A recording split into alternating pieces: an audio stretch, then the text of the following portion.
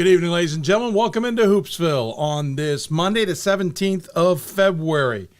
Appreciate you taking the time to join us live. If you've got questions for us, you can tweet us or interact with us on almost all social medias at D3Hoopsville or using the hashtag Hoopsville. Find us on Facebook and Blue Sky at just Hoopsville. You can also email us, hoopsville at d3sports.com. We'll be checking our email throughout the show.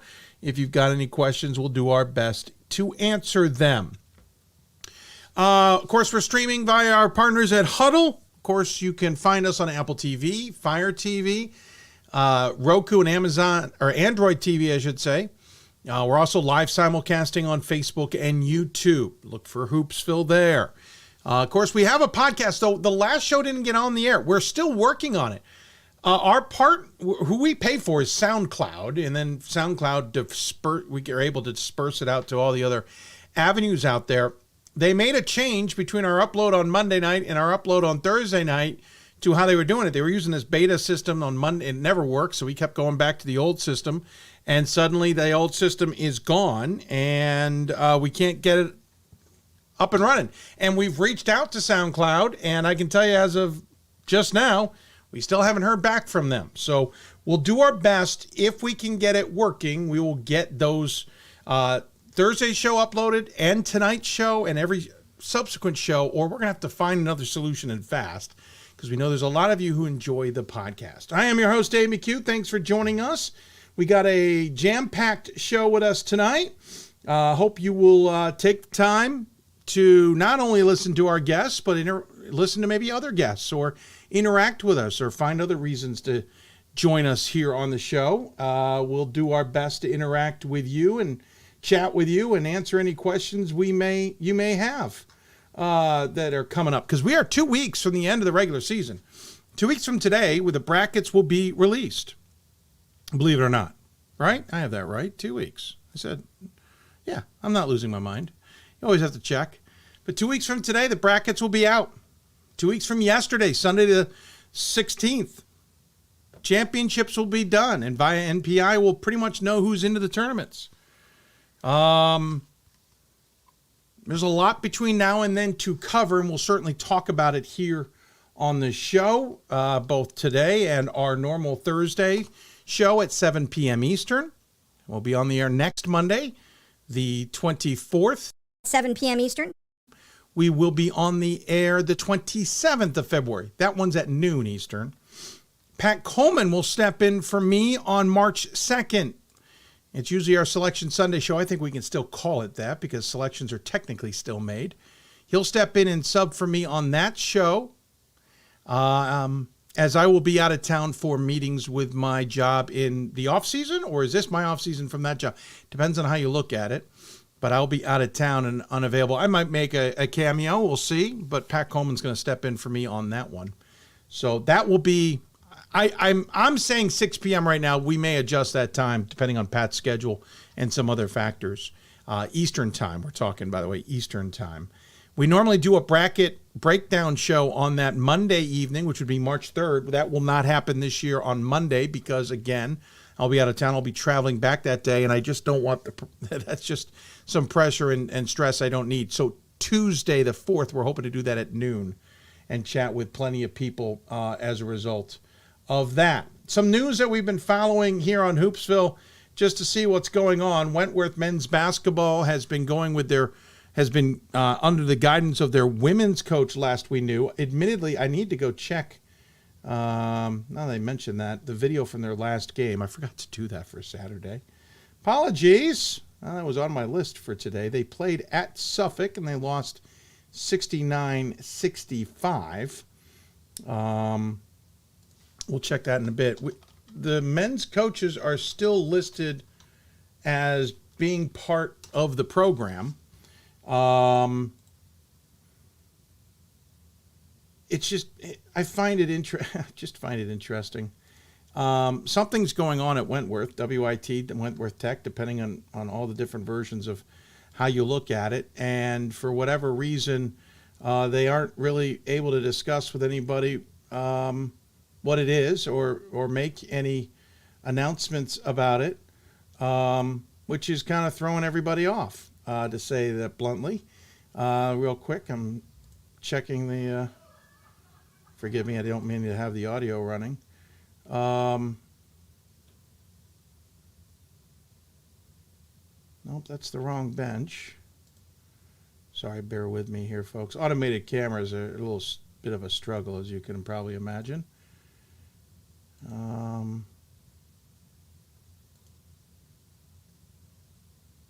Nope, looks like the women's coach still there at Whitworth. So we're not sure what's going on at Whitworth with men's basketball. Mitchell, they did play on Saturday, despite the unfortunate event that took place at the Dean game with one of their best players. The good news is they played on Saturday with a senior day, which I'm sure program was good. It's also probably a good sign for what's going on there. They unfortunately did lose to St. Joseph of Maine, who's having a tremendous season, 98-74. No mention on the website still as to what may have happened to Eddie Volkerts, but our best with him. Everything I'm hearing is he's recovering. I don't know more than that. But those were the two of the bigger news stories we were following in the last few weeks. NPI rankings will come out fresh on Tuesday and supposedly every day for the rest of the season thereafter. So that will be obviously a talking point for a lot of people, looking at where they are and how they fit in. We'll keep an eye on that. Schleichner, if you're not watching her at Washington and Lee women's basketball, what's wrong with you?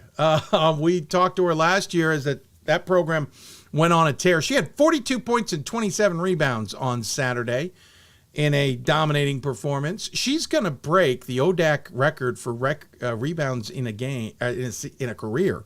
Apologies, in a career. Probably by the end of the regular season, if not, well, certainly in the ODAC tournament. She's a junior, and that record was set by Kelly Williams, who we thought was a tremendous player at Randolph-Macon, and she did it in 4 years. So Schleichner is worth watching, so keep an eye out on her, to say the least. It'll be worth it. Lots of great action over the weekend. New top 25s are out as a result. Well, men's is out. Women's will be out later this evening. Men's top 25, nothing changed in the top three. Platteville remains receiving one first-place vote. If you're not sure who it is, it's Ryan Scott. He has posted that on his Twitter account.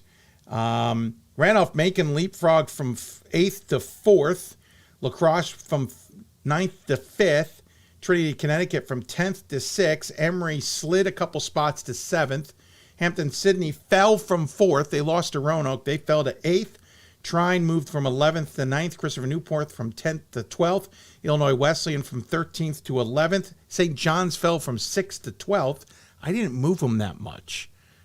My main reasons were, I think everybody's so good and losses are somewhat expected. I didn't move St. John's down too hard. Tufts moved up a spot. Redlands moved up 2 to 14. Whitworth stayed at 15. Wisconsin Lutheran fell from 7 to 16.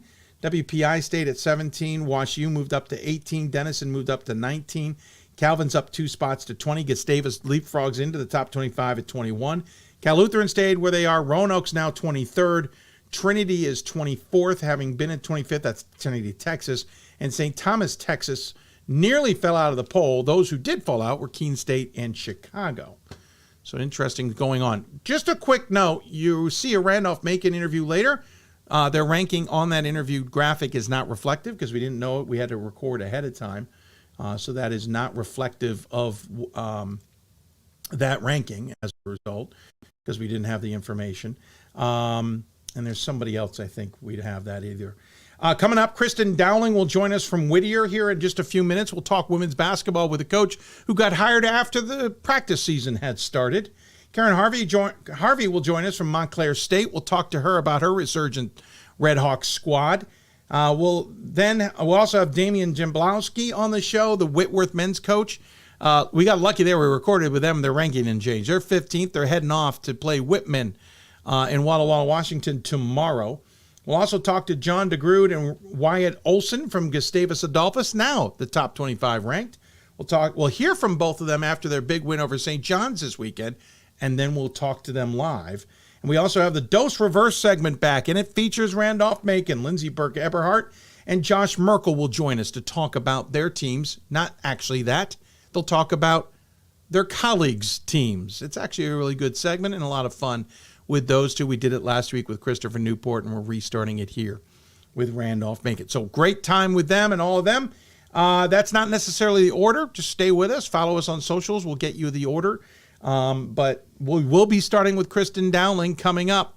And we're going to take a break because we got so much to get to. Kristen Dowling comes up to talk about her Whittier squad and just how good they really are. You're watching Hoopsville, presented by D3Hoops.com. Back with more after this. We've got more schools than Division I, more fans than Division II, and more upsets than March Madness. There's nearly 850 programs with over 11,000 games leading to 2 national championships. And we've been covering it all for over 2 decades. From Eastern to Occidental, from Puget Sound to Piedmont, from Southwestern to the University of New England, and from Hope to Calvin. Nobody covers Division III basketball like we do. We're D3Hoops.com at www.D3Hoops.com. I used to never really talk, ever. I was afraid if I said something wrong, everyone would laugh at me. But then I started to play golf with Special Olympics. It helped me to find my voice. And now everyone else is speechless.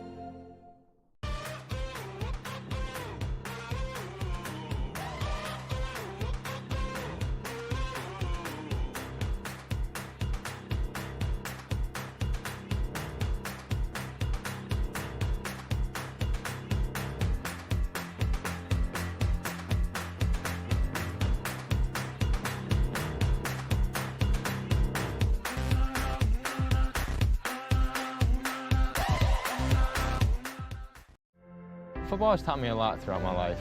It's definitely had a huge imprint on who I am as a person. Competing at a Division III level created that opportunity for me to go to college.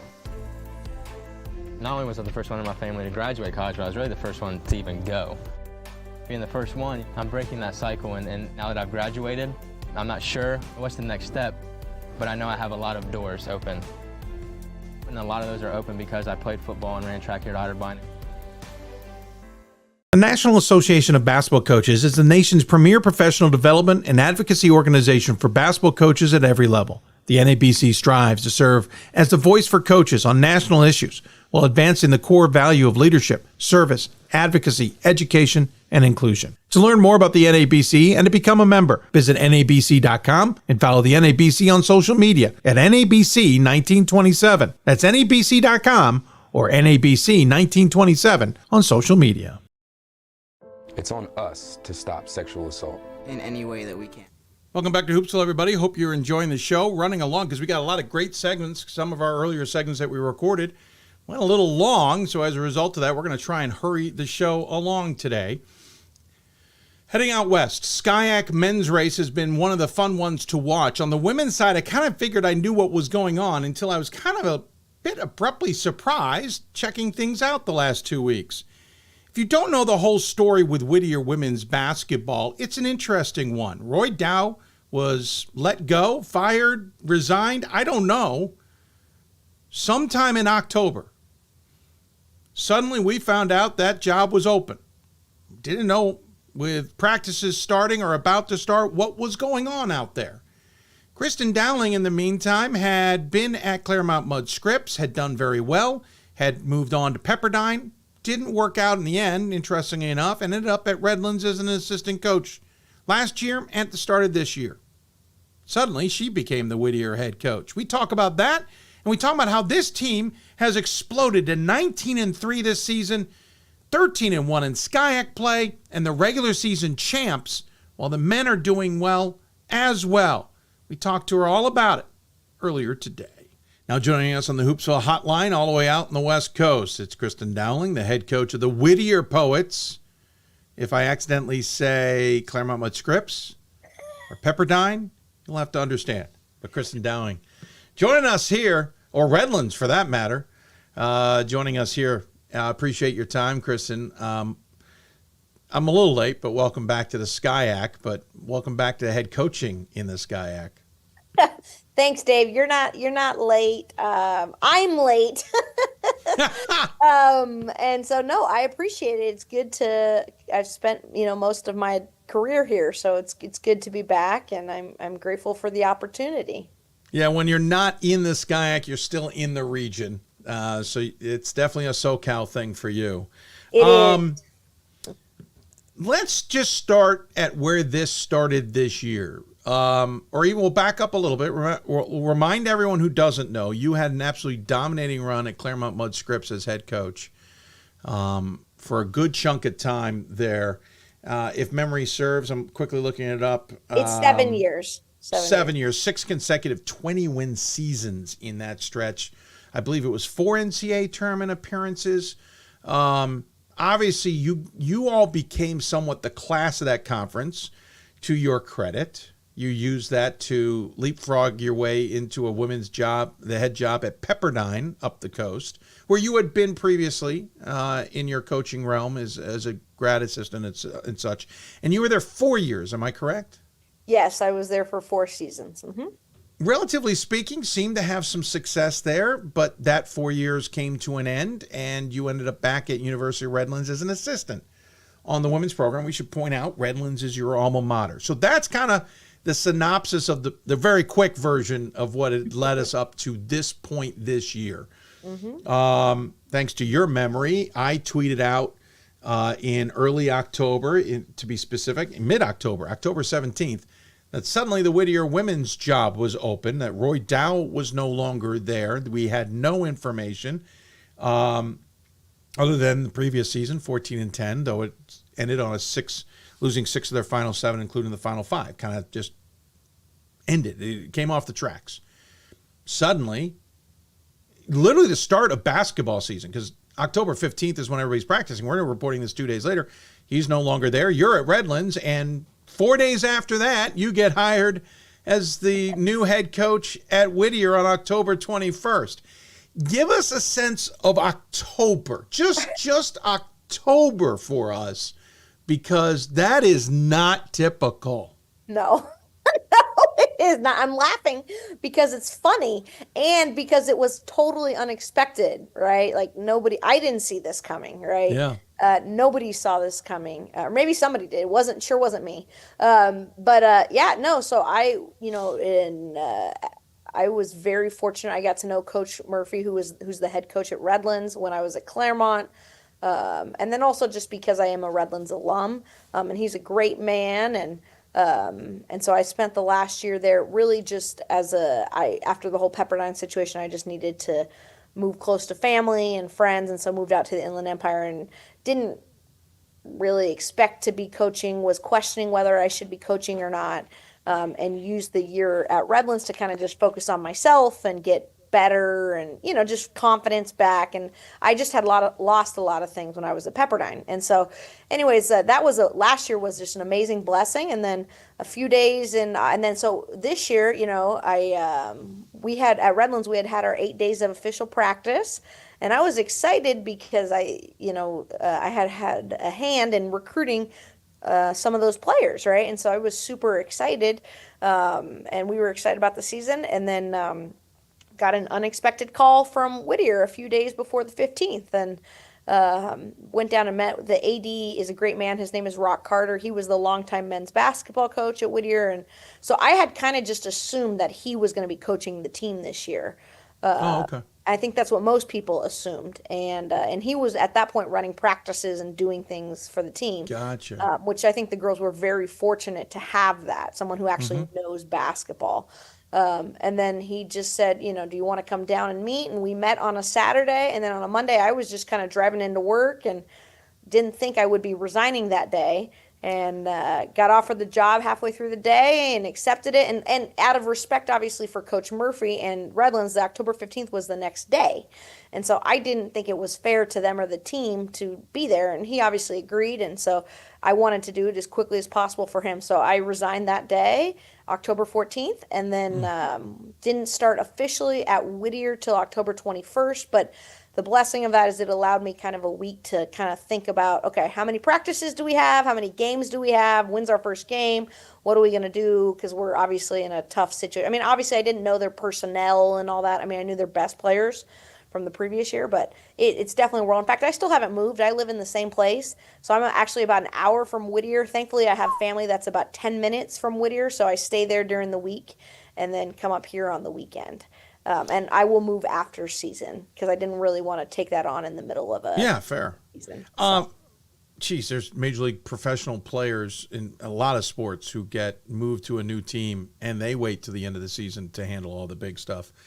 Folks, if you're not following the dates there, she pointed out that she was meeting prior to October 15th. We reported on October 17th that Roy Dow was out. So clearly things were behind the scenes happening before. And I think I got alerted because I saw the job opening, which you have to officially do. It's a private school, though. They can do whatever the heck they want.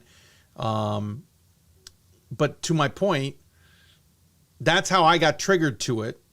So obviously this was happening before October 15th, so it's not like practices had started, which we had no idea, and something changed with Roy Dow. But, Kristen, I joked about this off the air. I knew that at some point we want you back because your success at Claremont Scripps, we want to get you on, talk about it, but weren't going to shoehorn it in unless it was real. I mean, if we had been in the regular season and gotten out on the door, maybe this is a December conversation. Hey, Kristen, how's it going? Somehow I lost track. I don't know how, but somehow, even though I'm watching the men's side of things, I lose track of the standings in the SCIAC. And then one day I stumble in and go, wait, hold on, huh? Cal Lutheran's 9-5, Chapman's 9-5, Occidental 7-8, Pomona and Redlands are 6-8 in conference, Claremont Scripps 5-8, etc. Not bad. Whittier's 13-1. You all are 4 games clear. You have won the conference regular season. It is buttoned up, done. You're the number 1 seed. You are 19-3 on the season. Cal lose the next best record at 17-6. We saw Redlands out in Vegas. They look better than a 500 team that their record indicates. But back to all of you. What happened? Because last season, 14-11, as I said, lost 6 of their final 7, including 5 in a row. The wheels came off. And now you've got that, for argument's sake, the exact same program to a 19-3 mark, 13-1 in conference, and you came in late. Late. No, not like late. You came in late. Like they've already started practices and you're like, oh, by the way, I'm your head coach. It's like Dodgeball, the movie. They bring in the extra guy after the season started. Kristen, what clicked with this team and you so fast? That is a great question. Because I can't imagine you're running Roy Dow stuff. I can't imagine you're running the AD, whatever he was trying to put in him. He may have just been focusing on calisthenics. But this team's got to learn whatever you want to do. And as good as any coach is, I know that takes time.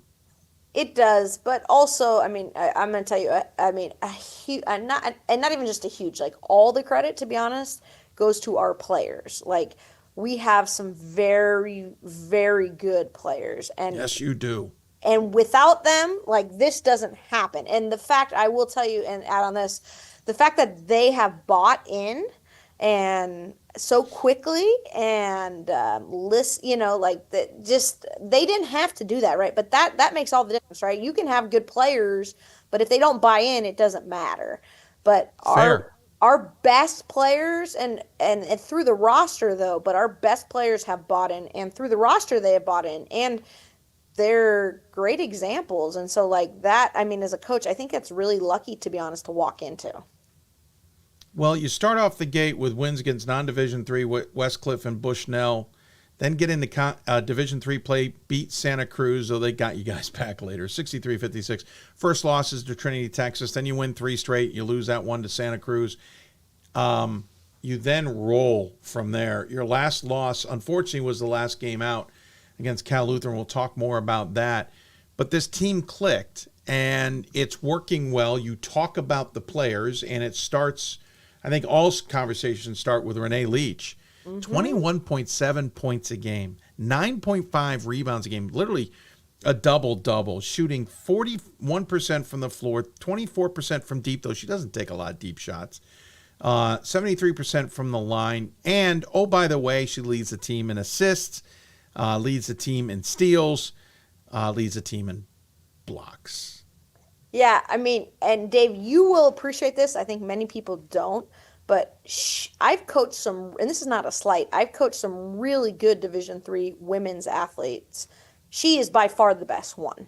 Wow. Athlete. I mean, and that right there, I think you appreciate what that means. I mean, I've coached All-Americans, multiple conference players of the years, but and a lot of people, like there's no doubt in my mind, if there's a jump ball, she's winning every jump ball. She's winning every sprint, right? She was an All-American in track.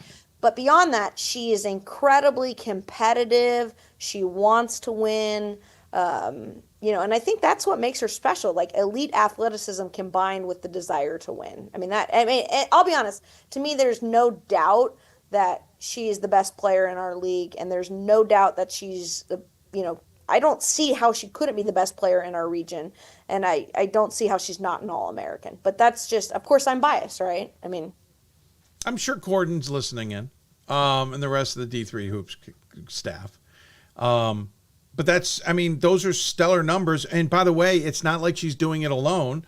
Marita Saloom is 15.4 points a game, 11.7 rebounds a game, shoots 42% from the floor, taking half the shots as Leach. She doesn't take very many threes, so it's not really a relevancy, but she shoots 90% from the free throw line. So do not put her on the line. And she's third technically on the team in assists. She's second on the team in steals. It's like almost a mini copy of Leach to some degree. That's what I'm saying. I mean, like, this is the thing. I mean, obviously, I feel very fortunate to coach both of them. They're amazing young women. I mean, forget athletes. They're just amazing people. But if Renee Leach was not here, Saloom might be the best player in the league. I shouldn't say might. She is. And I don't see how she's not the best player in the region. And maybe she's an All-American too, right? So yeah. I mean, when you have two of those, like, that is incredibly fortunate, right? And I feel very fortunate to coach both of them. They're amazing humans, they're amazing athletes, and they want to be good, and they buy in. And the rest of this team contributes. We should point out Kristen Lopez is a smidge under a double-double at 9.9 points per contest. Faith Bullinger has got 6.5. Jordan Taylor at 6 points a game. So it obviously can't just be a two-player show. It's not. I mean, Faith is a great example, right? She had 14 points in our last game. She's a Division II transfer. I think her best she hadn't played basketball in 17 months because of injuries, right? So she's getting better day by day. And then Jordan Taylor, like, the sky's the limit for her, So I think, yes, we have two phenomenal players, but we also have incredible role players. I mean, Nelly Rosales, look at her assist-to-turnover ratio. Look how many minutes she plays, right? She didn't play at all last year. So, like, it's just different, So I feel very grateful to coach them. And but I also think, just based on my experience, it is easier when you are at the bottom to get to the top than it is to stay at the top. And so that's based off my experience at Claremont. And so I think, people weren't expecting much from us, but I think we expect a lot from ourselves. So the only sad part is 3 of the players I mentioned are seniors. Do any of them have any eligibility left? Faith got an extra year. She didn't play at Cal State San Bernardino. Nope, they're done. So they're done at Whittier. I mean, it is a bummer because they're so incredible. But also, they're very smart young women and they have great life plans, and so this is part of the progression, as we know. But does that put some pressure on this year? Tidy up this conference championship, go win the tournament and get the trophy, get to the NCAAs. Not as an at-large, but as an actual bid and go make some waves and turn some heads. Does that put some pressure on this year, even being your first? I don't think so. I want it for them, for the seniors. But, again, I think we've already exceeded expectations. Yes. But I definitely want it for them. Like, we talk about it all the time. The job's not finished. Like, we're not done. There's a long way to go. And hopefully we get there very quickly, but, I also know this, and I walked into this at Claremont as well. Like, we have to recruit my first class at Claremont was 10 players. And those 10 players won 4 regular season championships and 4 tournament championships. And so I know that this class next year's got to be incredibly important. It's got to be big. It's got to be good because of what we're losing. So, in the history of Whittier, there's 2 programs that or 2 teams that have had 20 wins. Go back to 1985-86 under Ernie Yarborough, they're 20-6. You go back to 2000-2001 under Will Morris, 20-5. That's it. You're a win away from getting something that's just not something that's in the poets' history books. Is that something that sinks in? I mean, I'll be honest, I don't think it sinks in till after the fact. But I mean, I know people at Whittier are, as they should be, and they're so incredibly excited and supportive, and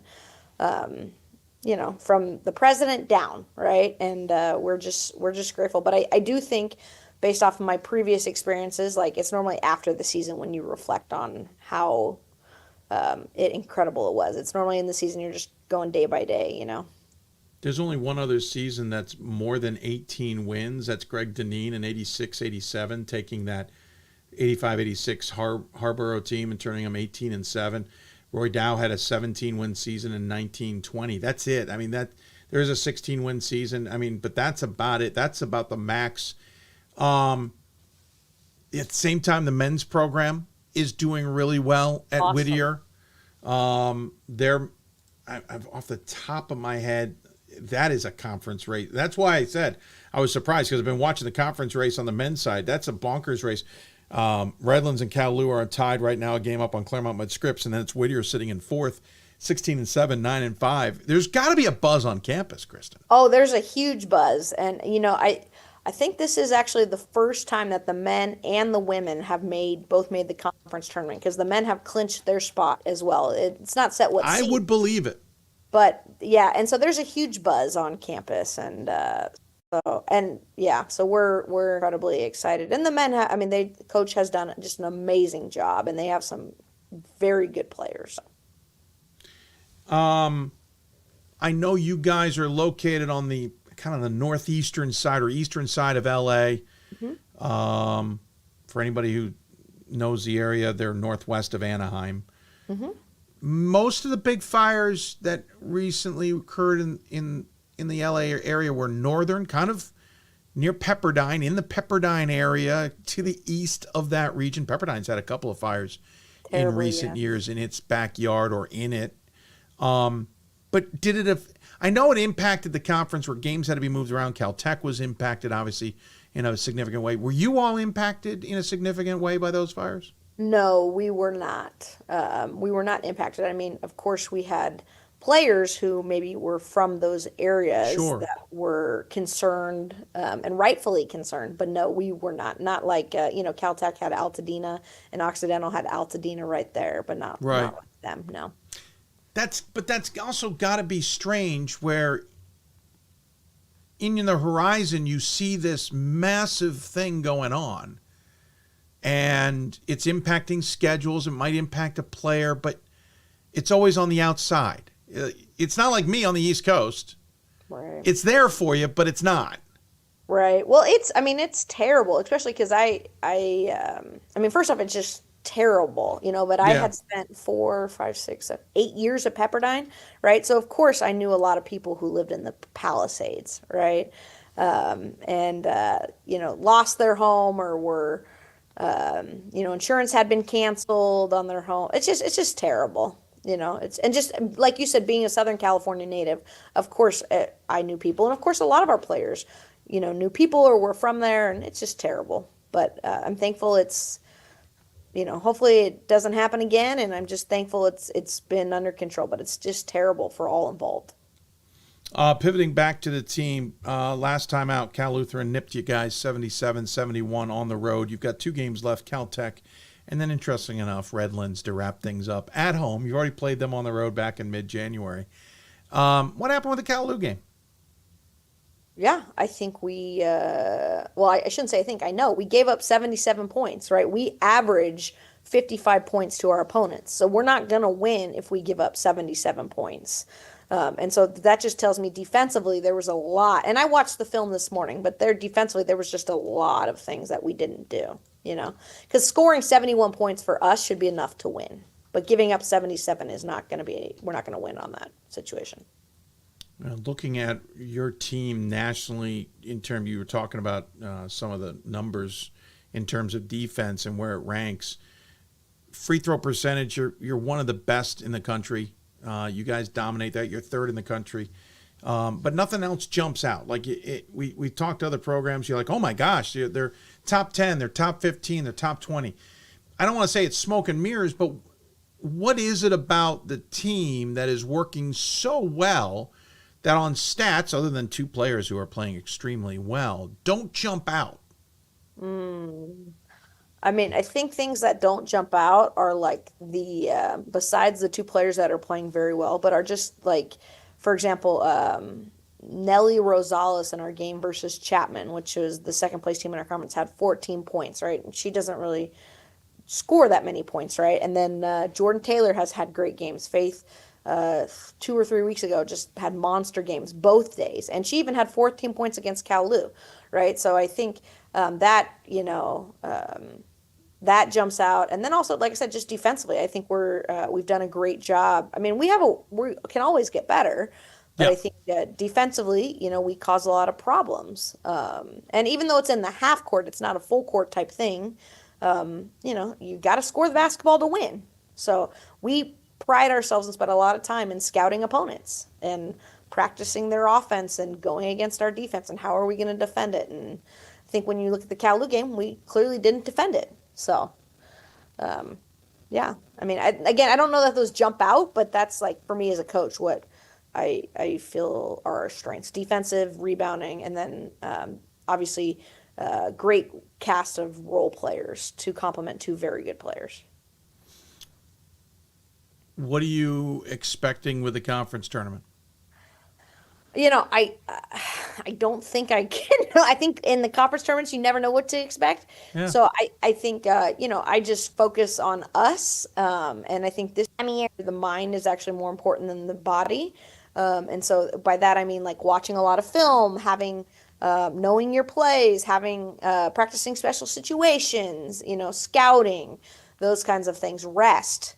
And so I think that's what I don't really know what to expect, but I know to expect the unexpected. We have great coaches and they'll throw different things at us that we haven't seen and we'll have to adapt. So. Well, Kristen, I could talk forever with you because, and maybe someday we'll get you on our newfangled interview segments because the history and the deep dive is so fascinating. The hire and jumping on board with Whittier and the immediate impact is one for the history books. But congratulations. It is fun to have you back in D3. It is fun to see the success at Whittier on top of all that. I know they've gone through a lot internally for a while. That to see both programs succeeding is nice to see. So congratulations. Good luck the rest of the way. We'll look forward to hopefully talking about the Poets come March. And as always, we give the guests the final word. Any final thoughts you want to share with those tuned in?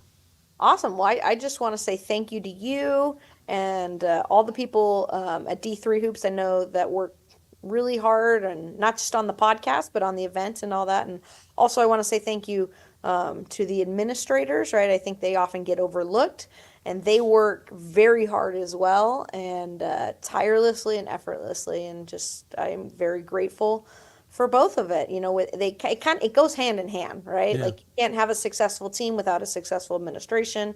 Yeah. And also the work you guys do to spotlight D3 Hoops, which as we know doesn't get enough love and is disrespected.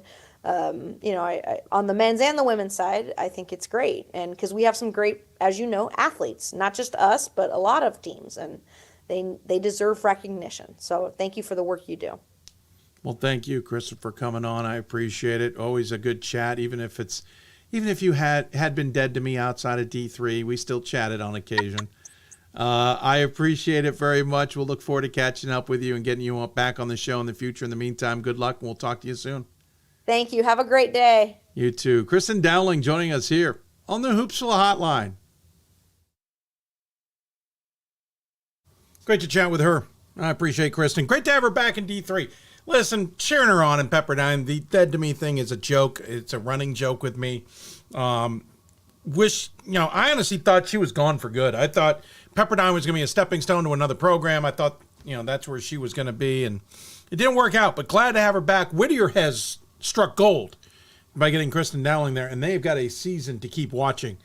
Unbelievable story there with her. We'll take a break. When we come back, we'll jump all the way back to the East Coast. We'll go to New Jersey, talk women's basketball with Karin Harvey. Redhawks are back in the conversation this season, 21-3, after a 9-16 campaign last year. What's clicked with them? Karin Harvey will explain it to us when we come back. You're listening to Hoopsville, presented by D3 Hoops. Back with more after this. For the love of the game. But for those of us who are Division III student athletes, it's more than that. A lot more. Sure, the game is important. But as we work so hard to build both mind and body, it's more about team. That is why NCAA Division III teamed up with Special Olympics. And in giving the gift of sport to those for whom it seemed an impossible dream, we are working to make this a better world. Help us keep that dream alive. You can make a difference. We are the coaches of women's basketball. We are leaders and teachers, dreamers and winners. We are professionals who conduct ourselves ethically and with integrity. We place the education, safety, and well-being of the athletes we coach above all else and teach them the fundamental values they need to succeed in life. We are coaches united for the good of our game and those who play it. We are the WBCA. We've got more schools than Division I, more fans than Division II, and more upsets than March Madness. There's nearly 850 programs with over 11,000 games leading to 2 national championships. And we've been covering it all for over 2 decades. From Eastern to Occidental, from Puget Sound to Piedmont, from Southwestern to the University of New England, and from Hope to Calvin.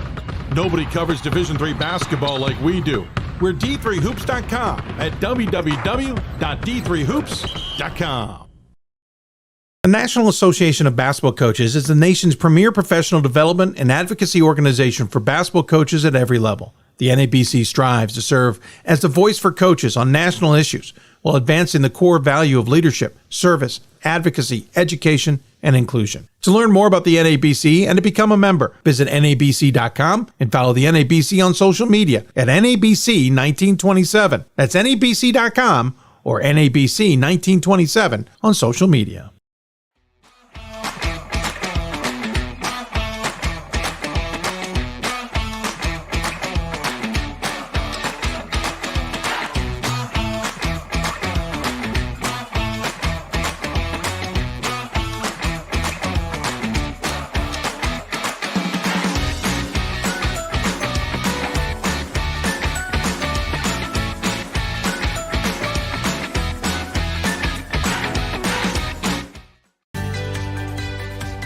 Responsibility is being accountable for your words and actions, first and foremost. It also is an obligation to be a positive influence in the communities around you.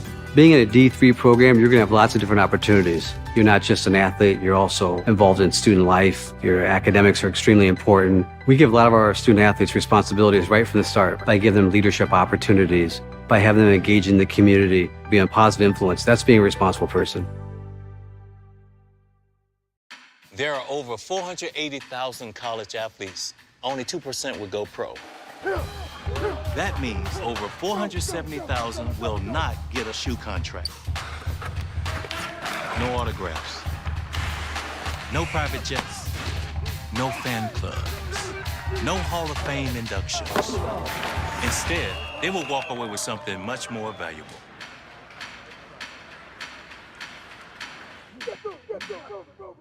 I did receive a non-athletic scholarship upon entering school. I got the presidential scholarship, which was huge for me. I think there's more opportunities for academic scholarships in Division III. I did receive academic scholarships. Just being involved on campus, being a leader. all those things combined kind of get me recognized. It's a great experience for me.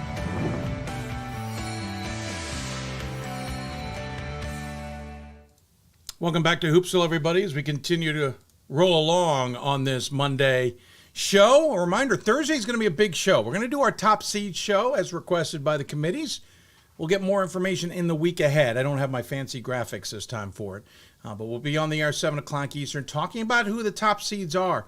If a bracket were to be put together on that day and a tournament produced, be a good conversation. We'll also talk about how much that's going to change in the next 10 days. That's coming up Thursday at 7 o'clock Eastern. We switch coasts, talk to a longtime guest, speaking of committees. Well, we haven't talked to her in just a wee bit of time. I kind of feel bad because seemed to be a regular on this show for a while. It was more about when, not if. Karin Harvey's Montclair State women's team is 21-3 this season. Consider they were 9-16 last year, 11-14 the campaign before that. We're used to 21 seasons from Coach Harvey's squad. So what's clicking this year on such a dramatic turnaround? Joining us on the Hoopsville Hotline is the aforementioned head coach, Karin Harvey. First and foremost, Coach, great to see you. Thanks for coming back on the show. Great to see you, Dave. Thanks for having me. I was a little worried maybe after your national campaignship, or whatever the word is. You'd had enough of our show. Yeah, I decided to take a break from your show, really. That's what it was. That's a drastic way of taking a break, Coach. Yeah. You're not nationally ranked, but you're still 21-3, 15-2 in conference play. What I think is what stood out to me were two of those losses came on back-to-back games, end of November, beginning of December, and the other one came at the end of December. This feels like the Montclair State of old, where you just dominated the NJAC and no one had a chance, and we're having you on the show all the time. Anything different this year? Same? What's going on? Well, I appreciate you saying that. I think all the alums would be happy to hear that as well. Yeah. I think I heard Kristen say it earlier. Like, it's getting to the top is hard. Staying there is even harder. And I think we had, COVID hit and we had a couple down years. And last year we were really down for my first time in coaching history. We didn't make the playoffs. And so, at the end of the season, we took a real look at our program and sat down and had some, conversations with players and knew we kind of had to make a shift to be relevant again and to get back to sort of the program that we're used to having. And so we put a lot of work in. Yeah, well, it's worked. Like I said, already turned around from 9 to 21 wins. I'd love to dive back into the down years after COVID in a minute, but first, again, 9 to 21, we might see that from a program that is not usually a power or has a coaching change or a philosophy change. I think it sometimes is harder for a coach who's been there a long time to get that kind of response. You hinted that, you had a conversations and whatnot to figure out what you needed to do to get back on track. Coach Dowling talked about having a couple great players. Was it just that simple? You had a couple great players at your disposal and no, it's working?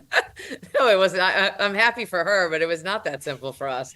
We had a good group returning, a small group returning, and we went out, we did what we're supposed to do, right? Work your butt off recruiting. And we loved the class that we had coming in, and two of those freshmen are making a huge impact. But we had to do some other things differently too. I hired a couple new staff members. We obviously have Courtney and Katie still with me forever. But I hired a couple new staff members, a new strength coach, and we got him just for women's basketball. He's about 50% of the time, which is unbelievable. And then we hired a director of player development who really works on our culture and works on our connection and works on our mental state and works on that's her whole job. And that with all the work that the players have put in and really bought into, that's made a difference, in addition to some talented incoming players. It's a bit of a D1 mentality.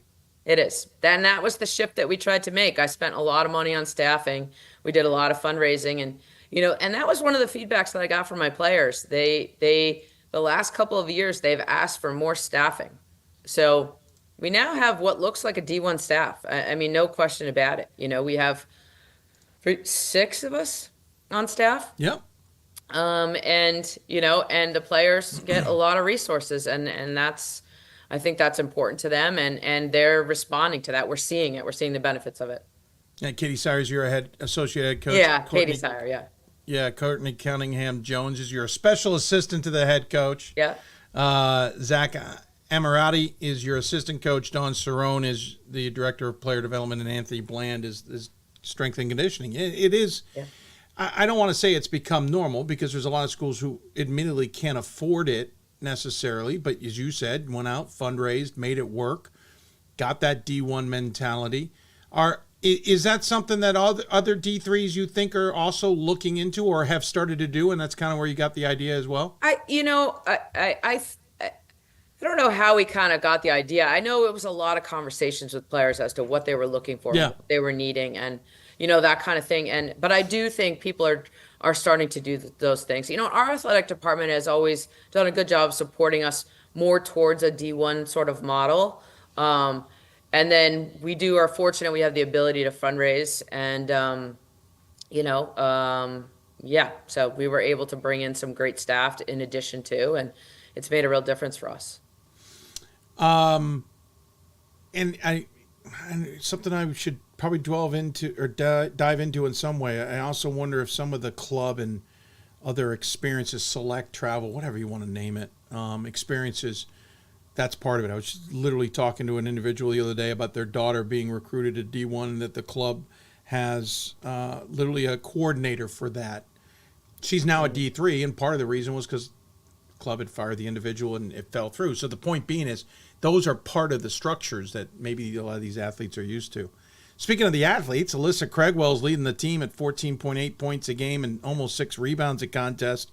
Olivia Vero, 13 points a game, 8 rebounds a game. Alexis Strollo, 10 points a game, 3.5 boards. All of them dish the ball as well. All of them get a lot of steals. All of them shoot better than 41%, with Craigwell at 48%. Other than Vero, you better not leave Craigwell or Strollo open on the wing, even if Craigwell only takes it a few times. I think the only downfall I'd look at him, and I know you'll cringe when I say this, is free throw shooting. I know. Yeah, I mean, both could use some improvements. Yeah, well, you can't have everything, Dave. You can't have everything. I know. We're working on it.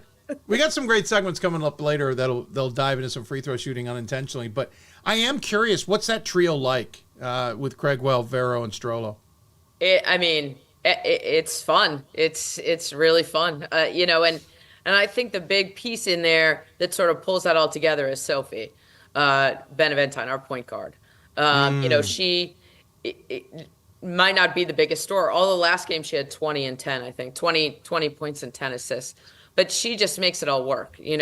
She is kind of the one that brings all the pieces together and makes it flow, and distributes the ball and kind of runs things for us. But seeing, you have a grad student, a senior, a junior, and 2 freshmen starting, and then you kind of see it just all sort of work together. I think it's a big, a great thing that they have done. Like, they have worked hard on that connection to make that really work. Sophie, by the way, is top 10 in the nation in assists per game and assists. Top 35 in assist to turnover ratio. She's averaging 5.8 assists per game, 127 total with a 1.92 assist to turnover ratio. That's 5.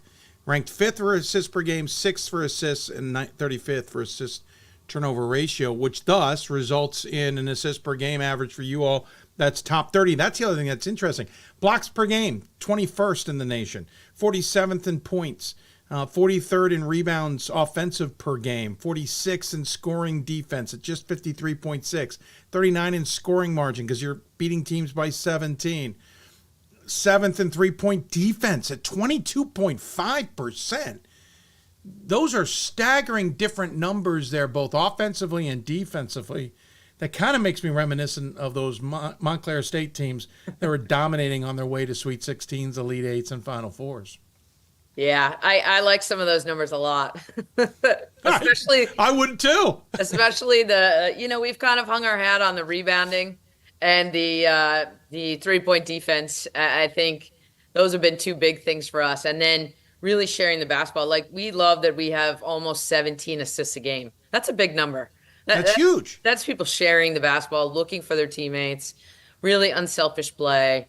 And I think it makes it really fun to be on the court, knowing, that's kind of how it's working. I agree. By the way, turnovers forced per game, 21st in the nation, 23.5. So not only are you sharing the ball and you're shutting it down on the perimeter defensively, you're getting the ball, which obviously produces more offensive opportunities. Talk to me about the NJAC and the schedule, because right now you all are in a tie with TCNJ. It comes down to the final game of the regular season. It does. Ironically enough, it's TCNJ, or it's purposely done. You beat them by 1 at their place back in mid-January. Let's start there. This is a dogfight between you and College of New Jersey. They had us on the ropes. At the first half, I think we were down 11. We came out halftime, and I think we went down 14. Ooh. And we were. This is my decision. I made a decision not to press early because I was worried about their 3-point shooting, because they're top 10 in the country in 3-point shooting, I think. Yeah. So, sometimes our rotation can give up the 3-point shot, the way our press works. So, and I think that threw us off a little bit, to be honest. We came out in the middle of the third quarter, put the press on, and just went on a crazy run. I think we went up 1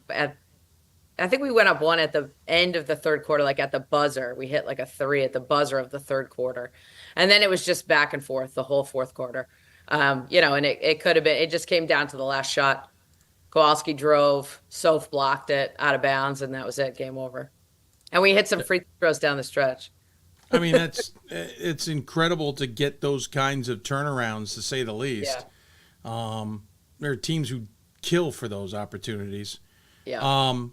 You do have them, and that will determine, for the most part, the regular season. I think if they win, it goes to tiebreakers and it gets complicated. But I think it's, I don't know. I thought it was pretty straightforward. If they win, first. If we win, we're first.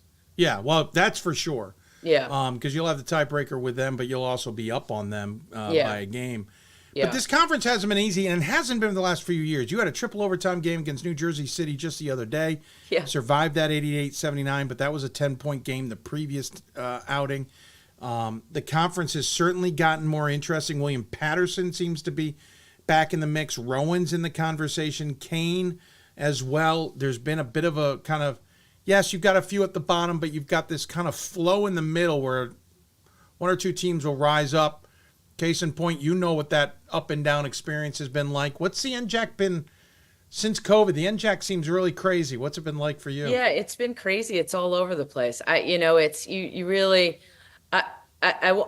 Anyone could really beat anyone. It's even like there's no easy games in the NJAC, either on the men or the women. I mean, look at the men's side. The NJAC is insane on the men's side. Yeah, it is. It is. So it's just a really competitive conference. It's a fun conference to play in.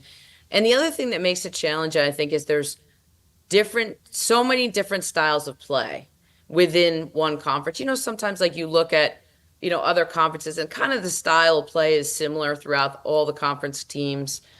In the NJAC, it's wildly different. You play a team like Jersey City on Wednesday, which is press, run and gun, off the dribble, and more freelance, right? And then you go and you turn around and the next game you're going to play TCNJ, who is completely disciplined, set oriented. They do everything, so it's challenging to sort of be able to, okay, this is how this team plays, this is how this team plays, and you got to kind of flip back and forth and hope that you have enough structure to your system to be able to match all these different styles. Yeah.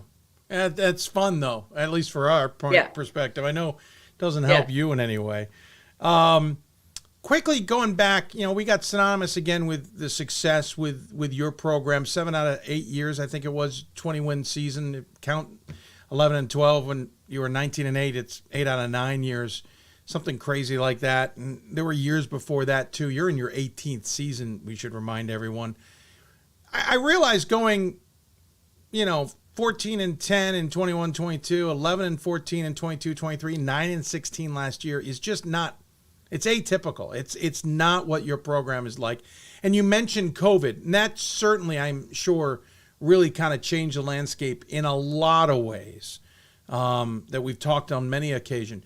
I am also curious, I don't remember the exact timing, but around the time of COVID, you were coming off the committee of the national committee where you'd been chair for a few years. That's a lot of work and a lot of time and resources. Do you think that had any impact too on being able to get out, get the recruits you wanted? I was going to say it hurt us recruiting a little bit. It did. Yeah. I mean, it benefited myself and it benefited our team. I think my experience within the national committee benefited our team, I think, in some respects.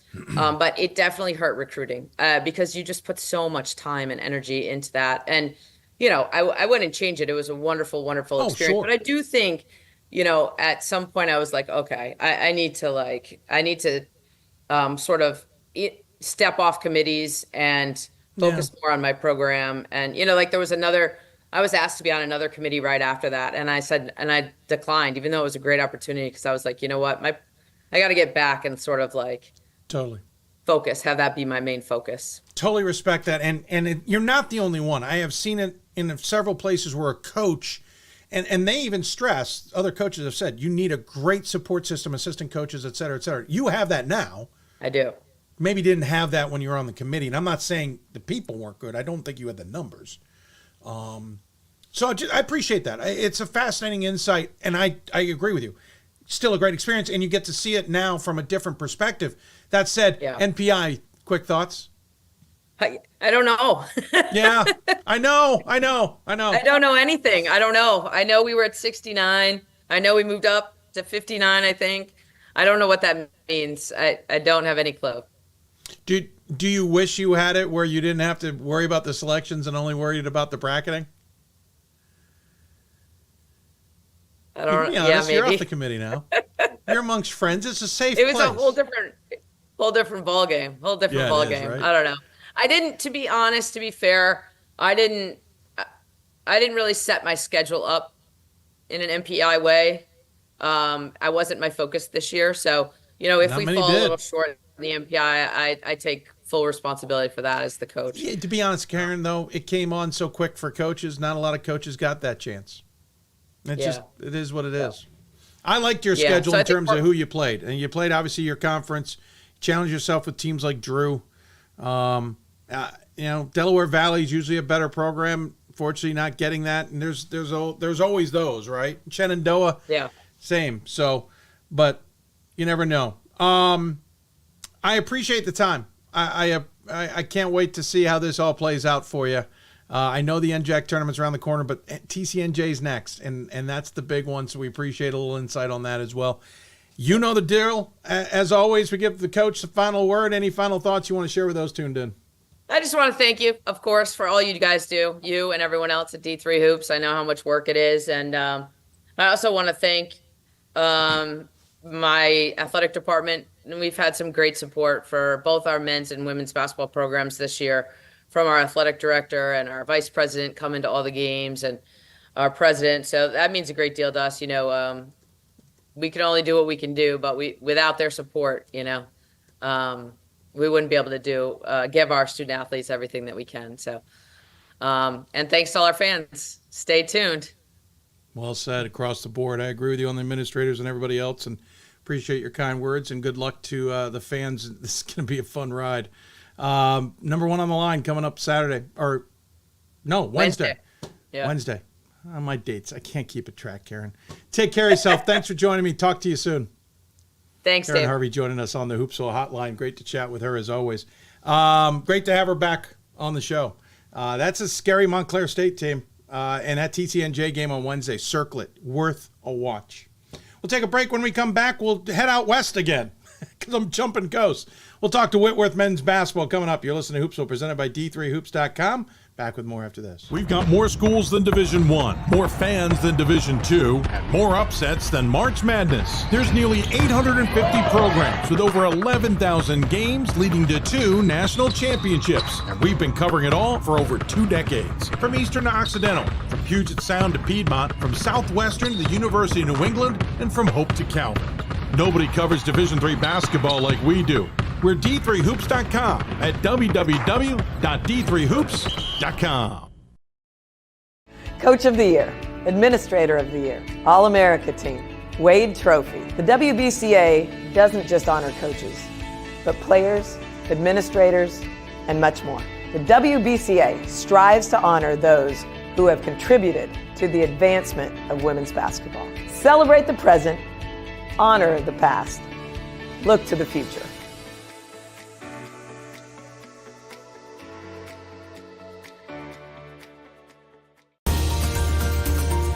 I believe sportsmanship is a mutual admiration and respect for your fellow competitors. We all go through a lot to reach the point where we compete against one another. It's important to realize that. So once we're finally on the field or on the court or on the starting block, we look at each other as fellow human beings and not just competitors. Being able to recognize the hard work that other athletes are putting in creates a more positive and inclusive environment. Allows you to give yourself to other things. Having that free time allows me to pursue the things that I want to pursue.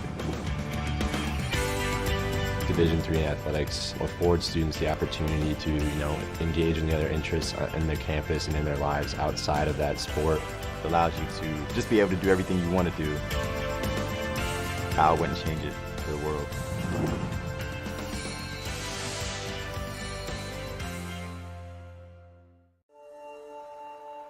We are calling you, all of you. We are calling all Division III schools to join our cause. It's on us to start the change. It's on us to be the change. It's on us. It's on Division III. It's on all of us to stop sexual assault.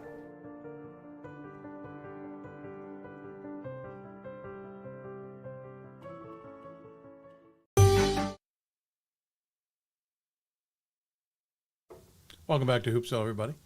I'm your host, Dave McHugh. If you want to interact with us, we're on social medias. You can always interact with us. We're also live simulcasting the show on Facebook and YouTube, where you can join us and chat everything about who we have on the show, guests, etc. If you've got questions for us, too, feel free to fire away questions. You can also email us, hoopsville@d3sports.com.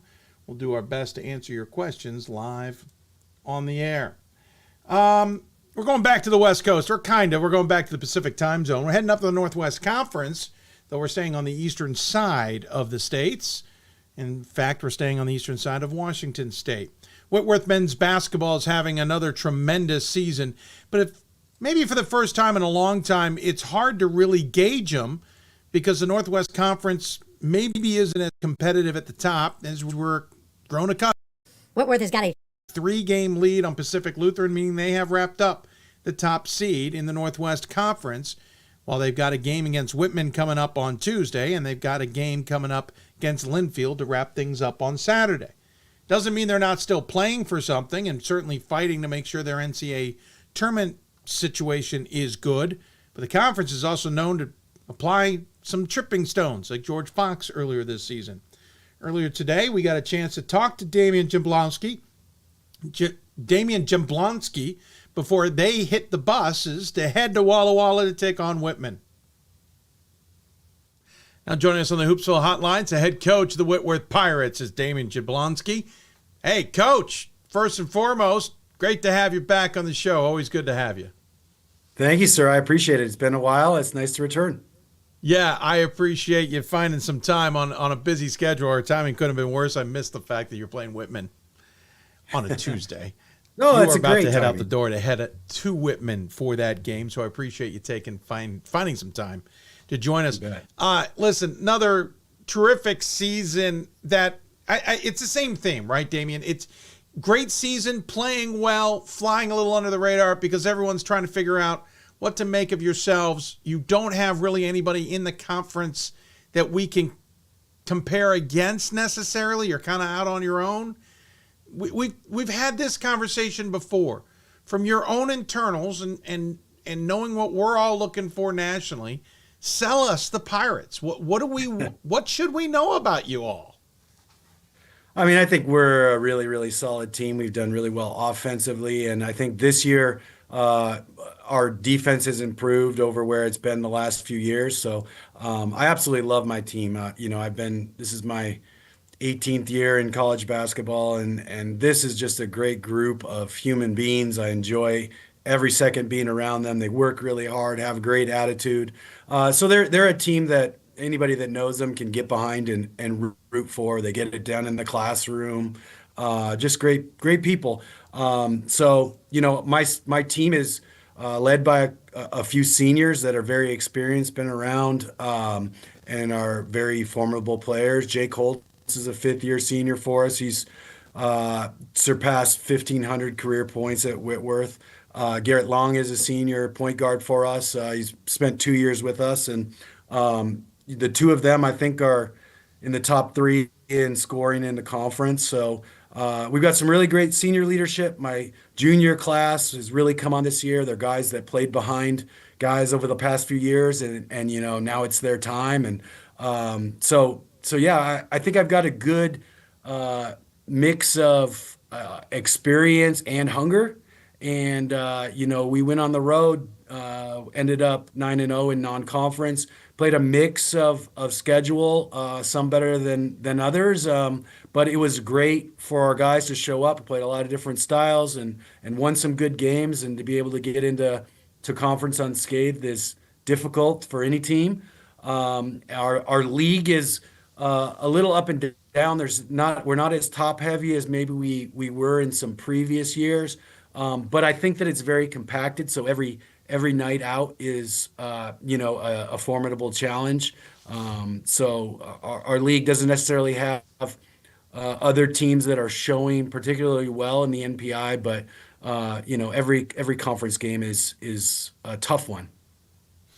Yeah, that's certainly true. I mean, everyone knows you, and that's always the argument in every conference. But it's true because you all know each other.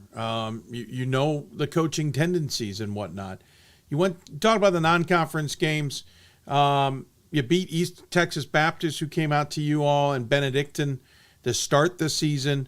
You got a win down at Cal Lutheran. Of course, Cal Lutheran is having a pretty solid season this year. Beat Caltech in a rebuilding year for themselves. Bellhaven, who I've been considering for my top 25, got a win over them by 2 at your place. You got someone at Hardin Simmons, who's maybe a deceptively good team. Got to see them in Vegas. You got them by 4 points. You went to Texas, got wins over Southwestern, Shriner, and Texas Lutheran. You do like the Lutherans. I did notice that. You got Texas Lutheran, Cal Lutheran, and Pacific Lutheran all on your schedule this year. Yeah. And that was a non-conference, and it looked good. Weirdly enough, to be honest, January 3rd, you go in and you play a conference game against Pacific Lutheran and they trip you up by 2. And then about 2 weeks later, George Fox trips you up by 6. What was it about those 2 particular games that was different than some of the other close ones you had earlier in the season? Well, I mean, again, everything's a small margin, in a lot of basketball games, and we just happen to come out on the wrong side. I think kind of going through the non-conference and, like I said, not coming up with any losses. I don't know if there was a small amount of complacency or, coming off the break, but PLU came out, played a great game, and just got us, at the end. And I think it was a good wake-up call for our guys. Any season, there's a lot of learning that goes on from losing. And we hadn't really had that yet. So I think all in all, like as a coach, I understand on the national trying to rank a team and all of that. Those might not look like the best losses, but as a coach, it's all a process, and your team's gonna learn from every opportunity in front. So I embrace those. It is what it is. We've gotten better since and because of them. So, yeah, again, we've got some good players in our league that are going to come out and play really well, and they got the best of us. You've had a number of close games. What I also found interesting, before that George Fox loss, you had an overtime game against Lewis and Clark, which you got to win. The next time you played George Fox, it was within 5 points. Lewis and Clark, it was within 3 the next time when you got the win. Puget Sound was a 2-point game. Second time I think you met them. That can be beneficial to some degree, right? You understand that some of these games are going to go the full 40, maybe 45, and you're going to have to play fully to the end and be ready to execute at the end. Some might see that as a detriment, but come March, that might be a bit of a benefit. Those people must not coach basketball, because winning is a muscle that you've got to flex. Yeah. And, I think in the preseason, every coach probably dreams about winning, going undefeated and winning every game by 30 points. True. But the truth is, your team has to learn how to win. And that's, I think, honestly, one of the special things about this group of guys is they just have a whole lot of belief. They are virtually unrattled when games come down to the end. And they step up and make big plays, and they have a lot of faith in one another. So that's one of the things I love about this team is, we have been in some close games, and we've learned how to pull them out. And so I think that's pretty special. And not something that I think is negative at all, because, we all know if you're able to make the NCAA tournament, every team is a good team. Every team is a good team at that point. And so you're going to have to play some really good teams and learn how to win some really close games. And I think that's what our squad did last year too. We went down to Cal-Lou in the first round of the NCAA tournament and beat them in an overtime game that was really a phenomenal contest all around, and then had a really, really close game against CMS that we came up just short, but again was super competitive, and the margin was small. No, that's a great reference because it was a good run there in March, and I think told a lot about who you guys were as a program that season, and I think helped a little bit tell everybody what the program is this season.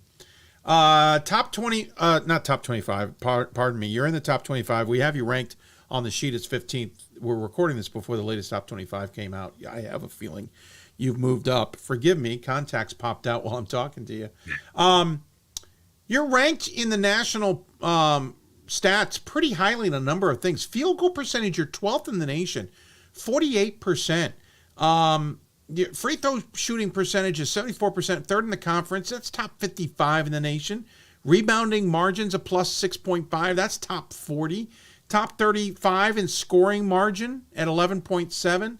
Scoring offense is second in the conference at 80.5 and top 60 in the nation. Top 30 in three-point percentage at 31 is your ranking, 37%. There's a lot of things statistically there that you read and go, that's not bad statistically. Is there anything that you guys, you mentioned defense, but is there anything that you're all super either proud of or focused on or whatever that is really working? Well, I think, our formula at Whitworth has definitely been, putting together a really formidable offense. We've had really great offensive numbers traditionally. I've been here, my 14th year, my 6th year as head coach, and all through that time, I think we've prided ourselves on trying to put out a good offensive product. So I do think that it starts there. We're trying to put our guys in good situations to maximize what our strengths are and play efficient basketball. And generally we've done that. I think we've done that this year. I think our length and our size as a team has helped us defensively quite a bit. I've got nearly half my roster is 6'6" or taller. So, we're starting 6'7", 6'7", 6'4", 6 foot, and 6'6". So, or 6'3". And then we've got 3 6'6" guys that we bring in off the bench. So, Division III level, that length has definitely helped us. And I think that's translated to being a better defensive team and a better rebounding team. certainly this year than maybe we have been in some previous years. But it's more than anything, it's the toughness and just the attitude that our guys play with. They're real competitors, and they really play for one another. So I think that connectedness that the guys have on and off the court, you really see that on display, especially on the defensive end this year. You mentioned some of these guys. Let's just dive in a little bit more. Jake Holtz leading the team, 16.5 points a game, 6.3 rebounds per contest. I think he's number 2 in assists. Garrett Long is second. By the way, Holtz shoots 54% from the floor, 30% from deep, 76% shoots 54% from the floor for, I think, his career. What'd you say? I think he shoots 54% for like his career. That's just incredible. And Long is similar, 51% from the floor, 38% from deep. Doesn't take a lot, but will. 78% from the free throw line. 16.2 points a game, 4.6 rebounds a contest. He's the leading assist guy. So if Long hasn't found Holtz, he's going to take the shot himself. And you still have Behill and Looney and Edwards. Jacques is not playing anymore, but he was at double figures. But Behill was at double figures. It's not just that two-man show. No, not at all. Again, I think we've got some really good shooters, some formidable offensive threats, and those two guys have definitely led us. But anybody can step up on a given night. Last time around we played Whitman. When we played Whitman, Holtz was injured and tried to go. We went for about 8 minutes and then had to hang it up. And we had other guys step up in his place. So yeah, it can kind of come from anywhere on a given night, and that is something we pride ourselves on. We're going to try and find what our best strengths are on a given night and try and feed them. You mentioned Whitman coming up. It is a Tuesday game, 6 o'clock your time, 9 on the East Coast. It'll be in Walla Walla. It was a 5-point game at your place just a few weeks back on January 21st. And you'll wrap up on Saturday at Linfield. I know you're not looking to Linfield necessarily, so we'll start with Whitman. What do you expect from a game that's going to be tough, just the fact it's in Walla Walla? Yeah, I think our guys love this rivalry. It's a great rivalry game for us, and so emotionally, I know they're going to be up for it and enjoy the contest. Whitman's got a good team. They've gone through some struggles recently, but they've got really good players, and we know that in the rivalry game, it's both teams are going to bring it. So we're excited about it. It's like I said, we were without Holtz in the first meeting, so that'll definitely impact the game a little bit, and we'll see how it goes. Again, you don't know exactly. That's kind of the beauty of conference opponents. Just because one game went one way doesn't mean there won't be strategy change or different players that step up. So you just got to feel it out as it goes along. But again, we're excited to go down there and play and then be able to finish out our season in Portland this next weekend. Is it important to finish the season with wins and keep this winning streak alive and going into the conference tournament and then hopefully on into March? Yeah, I mean, is that an important thing to do? I don't think about it from a streak standpoint, but I think about it from a trying to get better standpoint. Fair. We want to be playing our best basketball at the end, and so you want to keep getting better. I think traditionally our teams have done that, and it's just about finding those little percentages that you can improve on in each game, and having the mentality that you're going to bring your best every single night. So, I mentioned it. There's always a little bit of a trap in that we did cinch or clinch the top spot in our regular season. So we're going to host the tournament, and these next two games won't have an impact on that. But that doesn't really matter. We're trying to be our best. And so hopefully our guys will bring it. And that's my job as a coach, is to try and get out of them. You're sitting, according to the D3 Datacast latest numbers, 24th in the NPI. Do you feel comfortable with that, knowing, if we do have an off night, it's going to be okay? Or again, do you not want to worry about that and keep it within your hands? Well, yeah. I mean, I think if anything we're learning through this new system, it's that, Yeah. The math is the math, and there's not a whole lot you can do or even a whole lot of discussion about how it goes because it's not a subjective thing at this point. So, the math tells us we've got to do our best to control our own destiny. If we're able to get to a conference final and can't come up short, maybe we've got a chance, but we're not sitting in any kind of position to be a lock. So, again, sometimes that situation, like it was last year where we didn't have a chance at an at-large, it kind of releases some pressure. You don't have to think about it. And Sure. you just go and you just go and take care of your own business. And there's actually some liberation to that. I've been in both positions in given years, and it can be more stressful when you're trying to look at how your position might swing and trying to find a guarantee that you could get in as an at-large. And hey, there's 65 really good teams that are going to make it, and there's a good handful of teams that are really good that aren't going to make it. So ultimately, you got to go out there and try and do what you can to control your own destiny. Yeah, makes sense. Well, obviously a lot still to play. Even though the season is right, and the end of the season is right around the corner, there's still a lot to be played. And I know you want games to come through your neck of the woods more than anything. And I know that's pretty much been buttoned up, but it's not over, and you're still fighting to the end. And I appreciate you got a lot to still play for. A lot, yep. Yeah, Damion, and this thank you conference, for the time, this conference sir. has still got a lot to decide too. So we don't know what the other opponents will be yet, and the way that Right. our conference looks, it's probably going to come down to the last game of the season. And it's important that you guys play that out like you normally would, right? And then everybody plays it out like normally would, so that those standings have some legitimacy to them. For sure. Yeah. Hey, Damion, appreciate the time. I know you got to get on the road. Thanks so much. Safe travels. Good luck in the final 2 games of the regular season and conference tournament. Look to catch up with you maybe in March. In the meantime, though, we always give the guest the final word. Any final thoughts you want to share with those tuned in?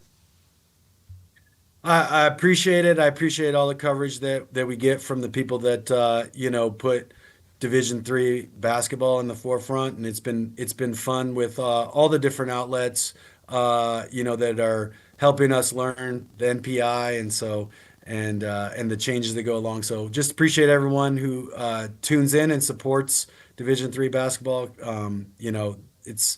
It means so much to the players, and they invest so much. It's really awesome to have the coverage. So thank you, sir. Yeah, well said. Again, take care. We'll look forward to catching up with you down the road. All right. Damion Thank you, sir. Take Jablonski care. joining us here on the Hoopsville Hotline. Once again, thanks to Damion for joining me on the show. They're literally traveling out to Walla Walla to play Whitman tomorrow. That's Tuesday, the 18th. Then they'll be on the road at Linfield in McMinnville, Oregon on Saturday. Again, they've wrapped up the regular season title, but there's other things at stake. There's seeding. There's all that other stuff for the conference race. And again, there's their NPI positioning and all of that. So there's still more to play for, even though they've wrapped up the regular season conference title. Speaking of regular season conference titles, forgot to mention this at the top of the show, which was a big miss on my part. I apologize. Wesleyan men's basketball finished the regular season undefeated before the conference championship. They're 24-0. I think they're, I've lost track. I was going to say second. That's not accurate. But they are the first. This came up due to our friends at Small College Basketball. They are the first NESCAC team to finish the regular season undefeated with a NESCAC schedule, I believe. The last team to finish the regular season undefeated, I believe, was Connecticut College 98-99 season, but I believe there was no NESCAC official schedule because I don't think that started till 99-2000 maybe, or 2000-2001. So I believe this may be the first NESCAC men's program to finish the entire season undefeated before the conference tournament with a NESCAC conference schedule. Could be wrong on that, but that's just kind of what my digging found today. They head into the NESCAC tournament undefeated. They are pretty much a lock to be in the NCAA tournament. They may be a lock to be in the top 8 and hosting.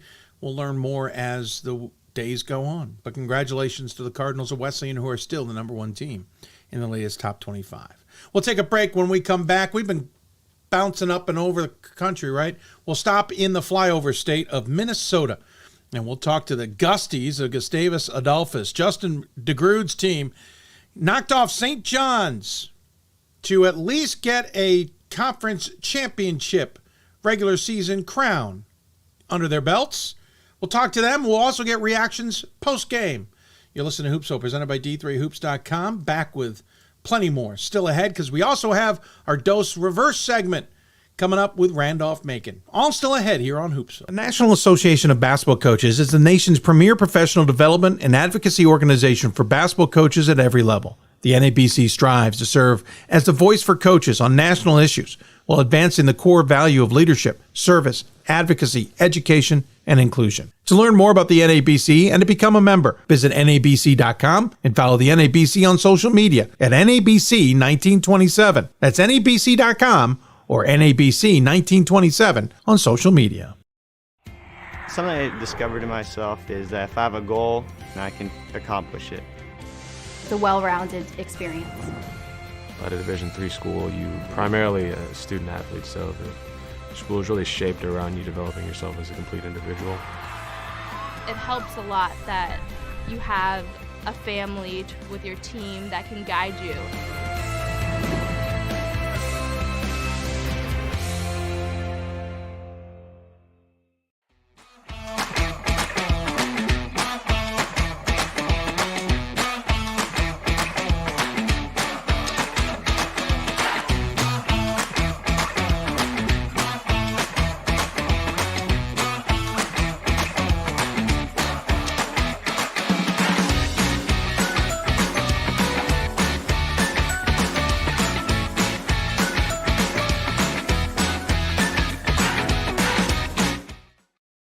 It's on us to stop sexual assault. In any way that we can.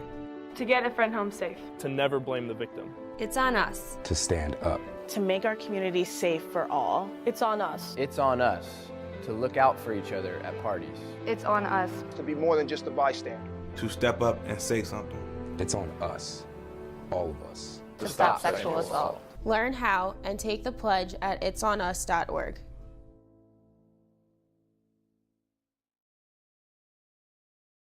We are the coaches of women's basketball.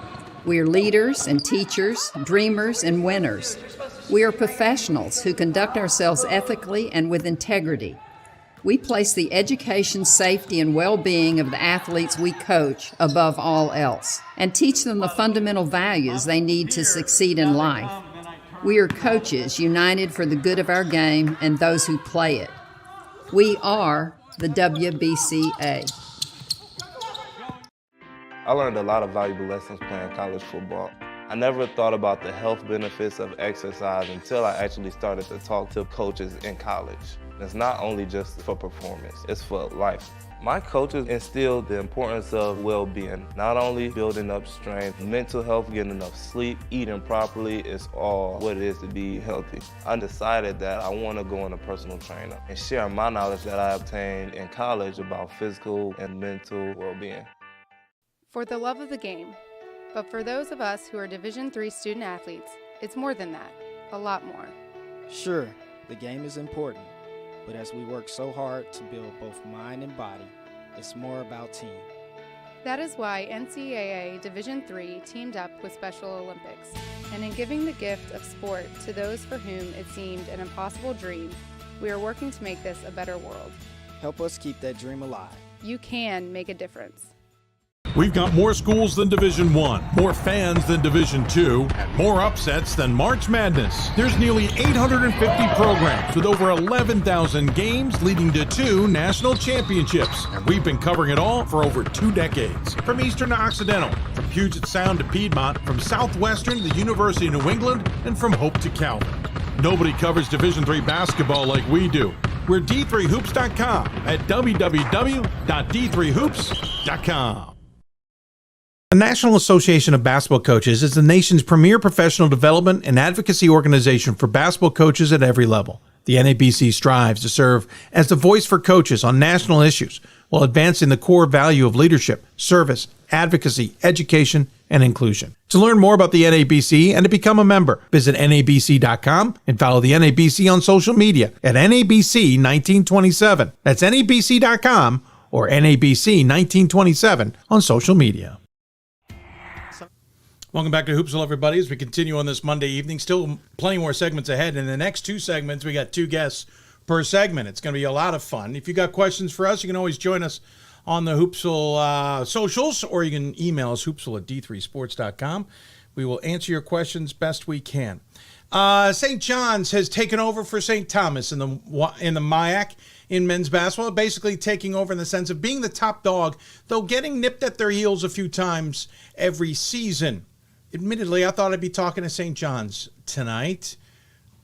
No, not so much. Big game on Saturdays. Gustavus Adolphus welcomed in St. John's and knocked them off 66-62 at home to clinch their first regular season MIAC title, at least a share of, but most likely their title, for the first time since 2011, I believe. We'll double check that in a moment. Pat Coleman happened to be on site and was kind enough to send us some sound from two of the superstars, including Wyatt Olson and the head coach Justin DeGrood, right after the game. Some really big high percentage shots for you down the stretch. Yeah. Talk us through what you're feeling in that moment. Yeah, it was. It's a credit to my teammates and stuff like that, man. It was a grind all game, and being able to get those looks at the end of the game, that's credit to them, because their defense was sucking to them, and they had some great looks and stuff like that. So I was able to take advantage of some no help situations, and in the first half I didn't necessarily do that. In the second half I was pleased with the way that we did that, and myself included. So yeah, first half started off a little slow for you guys. Yeah, it was. I'd be lying if I said it wasn't a little bit of the nerves. We've been in big games, but an environment like this, man, it's hard to replicate that anywhere. And so I think I was really proud of our guys settling in and being ready to rock that last, 35 minutes of the game. So, yeah. Your guys settled in and your fans settled in too. The Johnny fans know how to do this. Yes. They've done that a lot. Yeah. And you guys see this on your home court less often. Yeah, we do, and it's a credit to all of our football, baseball, track and field, all of our athletes here, man. It's awesome. It's a great athlete community here, and students as well. The campus is awesome, and Gustavus is back, and it's been a lot of fun being here during kind of this resurgence of our student body. So it's been a lot of fun. What's been working for you guys while you're on this roll right now? Just being us, working hard and competing. We talk about it every day. It doesn't take anything special. There's a reason why we've got our 20, and we love our 20, man. And so continuing to do that every day. We enjoy coming into practice, and yeah, we love winning games. We want to play as long as we can. We just want to be with each other as long as we can, man. Just hang out and do all that stuff. So that's the driving factor for a lot of us. Right now I'm just really happy for our guys. This group, especially on senior day, has worked really hard to play in meaningful games like this, and I'm just excited for our guys right now more than anything. Kind of a slow start for you guys, and you knew they wanted to take away the three, right? But it took a little while for you guys to get kind of in sync on offense. Yeah, honestly, I felt like we just needed to slow down a little bit. I felt like our guys were pretty juiced up. We were shooting 3-foot shots about 6 feet long, and our guys settled in nice. I think that's a mark of a poised team. I was really proud of them, and it was back and forth. Either team obviously could have won. We were just fortunate enough to do enough down the stretch. What was it like to see them come through and get those high percentage shots down the stretch, get the fans riled up for the finish? Yeah, I tell you what, this atmosphere on Gus Young Court is really special. I played here in the early 2000s, so it brings back a lot of memories for me, and this is what it's all about. This is what our guys are building for, and we're certainly not going to be done yet. Like I said, it was a big win, and the home crowd was full of former alumni, former coaches. Justin DeGrood and Wyatt Olson join us on the Hoopsville Hotline to further expand upon their thoughts that they had with Pat Coleman. I should take a moment. Thank Pat Coleman for sending those interviews in with us. Justin, I'm going to start with you. It was a big game. St. John's has been the behemoth of this conference. I jokingly said since St. Thomas left, but they were up there with St. Thomas as well. They're 20-3 now, 13-1. You're 21-3 and a perfect 15-0 in this conference. That not only was a big game, this is a big season. Yeah, yes to both. I think I said this after the game. I was that game was obviously a big one. The thing that I was most proud of is that our guys were able to experience a game like that. We say you want to be playing meaningful games in February, and they don't get much more meaningful than that. And it was unique how our unbalanced schedule kind of worked out this year, where the one time we play St. John's is, we're both undefeated and it's late in the year. And so that was kind of unique and special for the group. But it's been a terrific year. Obviously, we still have a lot of meat left on the bone and a lot of work to do. But, I was really proud of our guys with how they played on Saturday. The first time, by the way, that in 5 years that a pair of 20-win teams were meeting in the regular season, apropos St. Thomas. Wyatt, what's that experience like? Because you've seen this program evolve. You've seen the atmosphere evolve. You know how tough it is to get to the top of this conference. And you got this game on your home floor, essentially the biggest game probably you guys have played at home, arguably, in your career. What was that like? Yeah, it was kind of alluding to what JD said. We kind of, when the schedule came out, saw this game at the end of the year. And you do and you don't say something about it where it's like, man, it's kind of unspoken, but that could be a big one. And it was everything that we expected it to be and more, as far as the atmosphere and all the feelings and all that stuff that went with it. So, yeah, ton of fun. Liked how our guys competed all night long. We really stuck together and executed on both ends of the court. So that was, a lot of fun. Yeah, I'm sure. And I went to a small college, but I didn't go to an arena much like yours or many of the MIACs, so I don't know what that atmosphere is. I can relate it to some D1s that I've worked at, and it's fun to feel that buzz, especially as the game's coming down to the end. But I'm curious, Wyatt, does that also add pressure that you're not accustomed and trying to deal with? Yeah, I think it's if you watched our first 5 minutes, I think you could definitely see there was a little bit of nerves with it there starting out, but our guys settled in nice. But it's really hard to replicate an environment like that because, one, you're juiced up for the game, and then you've got all of those fans from both teams and alumni and former coaches and all those things that are there rooting for you, and it's awesome. But it definitely takes a little bit of an adjustment. But like I said, we adjusted and really got down to it as the game went on. So, well, Wyatt, you had a pretty darn good game. Finished 7 of 12 from the floor, 5 of 10 from the free throw line. Sure, Coach had you work on that. 11 boards and 20 points. Of those 11 boards and 20 points, you had 6 boards and 16 points in the second half. What was said at halftime that at least turned your switch on? I think it was just kind of a keep the nose to the grindstone type of mentality. We got some good looks, I thought, in the first half, myself included, and just kind of said, keep going to the well, stuff's gonna fall, and I think that was the biggest thing. We really never strayed away from who we are and who I was as a player, and so I think that was the main reason why I was able to see that stat line in the second half. Justin, this team shot 55% in the second half. You didn't take a lot of threes. You were 2 for 6, 11 of 17 from the free throw line. Out rebounded the Johnnies by 5 in the second half. What was the secret from your position or perspective of what worked in that second half so well?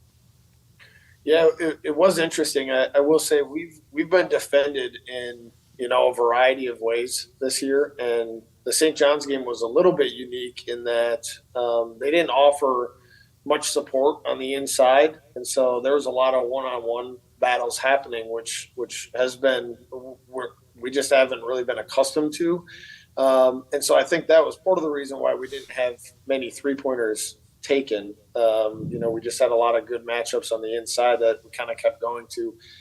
I think part of it, Wyatt said it, we didn't do anything all that different in the second half. I think we just settled in nicely. It was essentially a tie game at halftime. We kind of weathered the tough start. the one thing I will say though is I was really pleased with our guys' like offensive rebounding efforts. I thought that was really good. Allowed us to not only get second chance points, but that's obviously where, you know, we helped ourselves with some field goal percentages, and we didn't shoot the free throws well, right? Like you kind of mentioned that, and that was a big negative for us, is how we converted at the charity stripe. But tell our guys all the time, like, there's always a way. You got to find a way, and you know, we weren't getting a lot of threes, and typically we shoot a good number of threes, but yeah, you know, we got a lot of layups, and we got a lot of second chances, which certainly helped. Couple of stats coming out of this: 21-3 overall, best 24-game record since the 01-02 season. That team got to the third round of the NCAA. Undefeated in the MIAC for the first time in program history at 15-0. We should point out you do have a game at Carrollton still to be played. Clinched at least a share of the regular season crown. We know that you're probably going to be the number one in the tournament. Claimed an 18th regular season title in program history, first one since 2011-2012. Current 12-game winning streak is the longest since the 04-05, which went 18 games. You were a sophomore, Justin, on that team. That's a lot of significant milestones for this program, which again is 21-3. Last year was 18-11, 9-16 before that, Justin. This is a huge step forward. Yeah, and it's you know, it has the mindset of just taking every day and, you know, how do we get better today? You know, let's be better today than we were yesterday. I think that's really showing itself right now, and not just in this year, but the group that we have. This has largely been the same group the last 3 years, and so you know, that 9-16 year, this group was a bunch of sophomores that I think learned a lot. You know, we kind of fell off a cliff to end that season. We were in a really good spot and lost 5 straight to end the year. And, you know, then the next year we brought everybody back, and for the most part, and, you know, we had a solid year last year for sure. We're able to earn a playoff championship and brought everybody back again for this year. And so I think it's been that just maturation and growth by this group, and it's been fun. You know, last year we heard a lot of the first time since things that came up, and which is great. But really, we're just trying to play our best basketball at the end of the year. I know our guys take a lot of pride in just adding to the tradition of the history at Gustavus, and I think that's one thing that's been lost in maybe the more recent years, is how good this program has been for a lot of decades, and I certainly take a ton of pride in that. And, you know, like you said, I was fortunate to be part of some of those really good teams, and I love that our guys are experiencing that same thing right now. What's really interesting is we just talked about how that great an offensive second half you had and how big the game was. I think we're featuring a picture on the show page of a slam dunk that you had appropriately right near Ryan Coleman from T3 Photography. Well placed, sir. Well placed indeed. But you got Defensive Player of the Week from the conference for what this team did in that game against St. John's and the week in general. Season low in points, 62. Season low in field goal attempts, 48. Season low in rebounds, 25. Season low in assists, and 8. And snapping a 15-game losing streak to the Johnnies. Does it mean something that you're being recognized not just for the offensive second half, but for the defense that you also and your team played? Yeah, I think that's kind of what we got out of that game. Obviously, we needed to make plays on the offensive end, but stopping those guys on defense, and you alluded to all those numbers, holding them to those percentages and all those other numbers is kind of what we wanted to do going into the game, and I thought we really executed our game plan well. And it's something that we've had to grow in. JD kind of talked about where we were at 2 years ago. I think our biggest growth and maturity is on the defensive end, and our growth in that area has really been the reason why I think we're at where we're at. Let me take a step back. Beginning of the season, you go out to Eau Claire. You play lacrosse in Eau Claire. Lacrosse is in the top 25. Eau Claire is not having a bad season. You lose to lacrosse by 4. You have to survive overtime and win by 6 to Eau Claire. You get a couple of wins under your belt. Then you play apparently you decided you weren't done with Wisconsin schools. You went and played Platteville, who's been tiptoeing and dancing with the number 1 spot this year, and you lose by 13 to them. So by December 1st, you've played 5 games, and you're 3-2. Justin, I'm not saying that's a bad start by any stretch of the imagination, but I am curious, at that point, 13-point loss to Platteville, you're about to enter conference play against Augsburg and Concordia Moorhead, then St. Olaf, and then you're going to play another Wisconsin school in River Falls coming up. Was there a point there where you felt, if we're going to have a great season, we're going to have to do it now? It's a great question. Quite honestly, no. And it'd be interesting to know. I wish I would have journaled this, to be honest. After the first game of the year, we lost to lacrosse, like you mentioned, and we knew lacrosse was good. I didn't know where they would be, at the end of the year like that. But when you lose your first game of the year, it makes you kind of focus on some things a little bit different, and you really have to take a day-by-day approach, right? And that film session that next morning, I'm sure I can attest, was, we had to learn a lot about ourselves. We did not play very well, and we knew we kind of, at least from a coaching staff standpoint, we kind of let one slip away, they earned the win, but we weren't very good, and you're kind of right there. And we also intentionally put together a really tough non-conference schedule, that we thought, like you mentioned, and some games on the road, and playing a lot of the top teams from the ARC the year before, all intentionally. So we knew, and it's something we preach every day, we just gotta take one game at a time, because the reality is the most important game is the one that the one that you're in, or the one that you're preparing for next. And I think our guys I know we have a mature group that kind of understands that. I think we learned that a lot last year, because we needed to go on a pretty good run last year to make it to the national tournament. And it really was just one game at a time, because we couldn't afford anything else. But yeah, I've been really proud of that approach from our guys. But I get what you're saying, but I don't really ever remember feeling that. I just kind of feel like we kind of got lost in where our feet are at, and just we're in the present.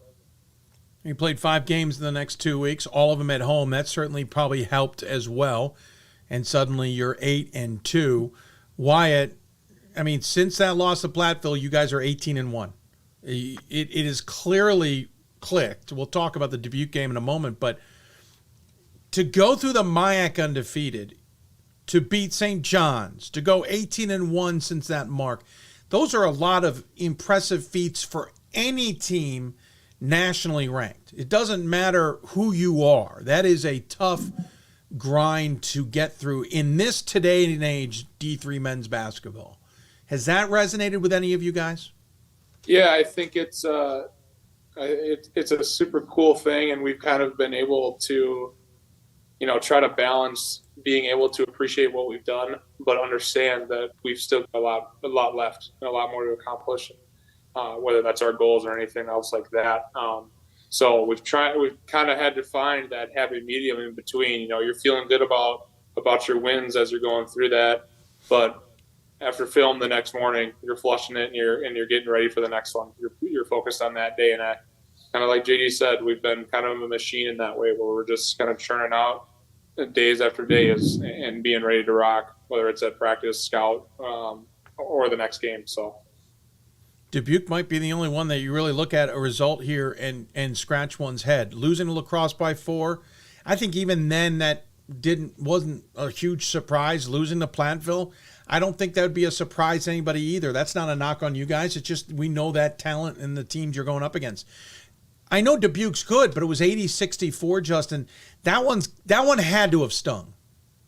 Yeah, that was a long bus ride home. Yeah, I bet. For more reasons than one. Yeah, it was one of those games where, and credit to Dubuque, but Dubuque's having a good year, and yeah, they are. They're dangerous. They got a lot of pieces. It's just you do this long enough, and sometimes you just have that game for whatever reason. Just nothing seems to go right. Our offense was not good at all. We didn't have any rhythm. We didn't have any flow. And we've been a pretty darn good offensive team all year. And so, it was just kind of one of those games. Now, I will say, I think the nice part is that we were able to move on from it pretty quickly. We understood that's not who we were. We were disappointed, and I think maybe in some ways it recalibrated us a little bit and, made us refocus a little bit in that way too. Well, you definitely shook it off because you were back on the road at McAllister in conference play and got a win by 3 in that one. And 3 days later, we're unceremoniously showing St. Scholastica the door with a 112-76 victory, showing off you certainly got an offense that works. Looking ahead, you've got, as we mentioned, Carrollton coming up. Then you get into the conference playoffs. If all things come together, you'll probably be seeing the Johnnies again and again at home. And you're sitting 21st in the latest NPI numbers, probably looking good to make the NCAA tournament. Obviously, we're still understanding all this NPI stuff. What's the attitude in the locker room, though? It sounds like a broken record, but it really is just the next one. Yeah, we've had some tough games against Carleton in the past. They've got a group of seniors who's really, really worked hard and grown. Very similar. They're 4th in the conference. Yeah, they've had a.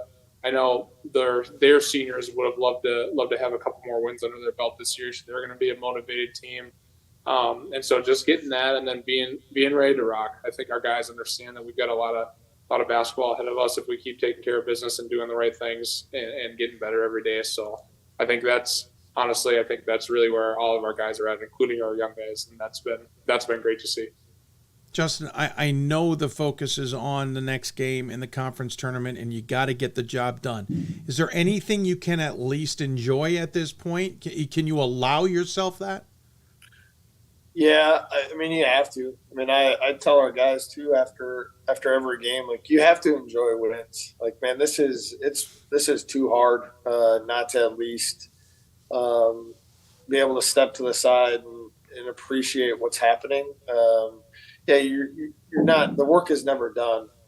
But I've been doing this long enough to know. I've been coaching in this league for 15 years, and as a player, like, it's hard. It's really hard to win.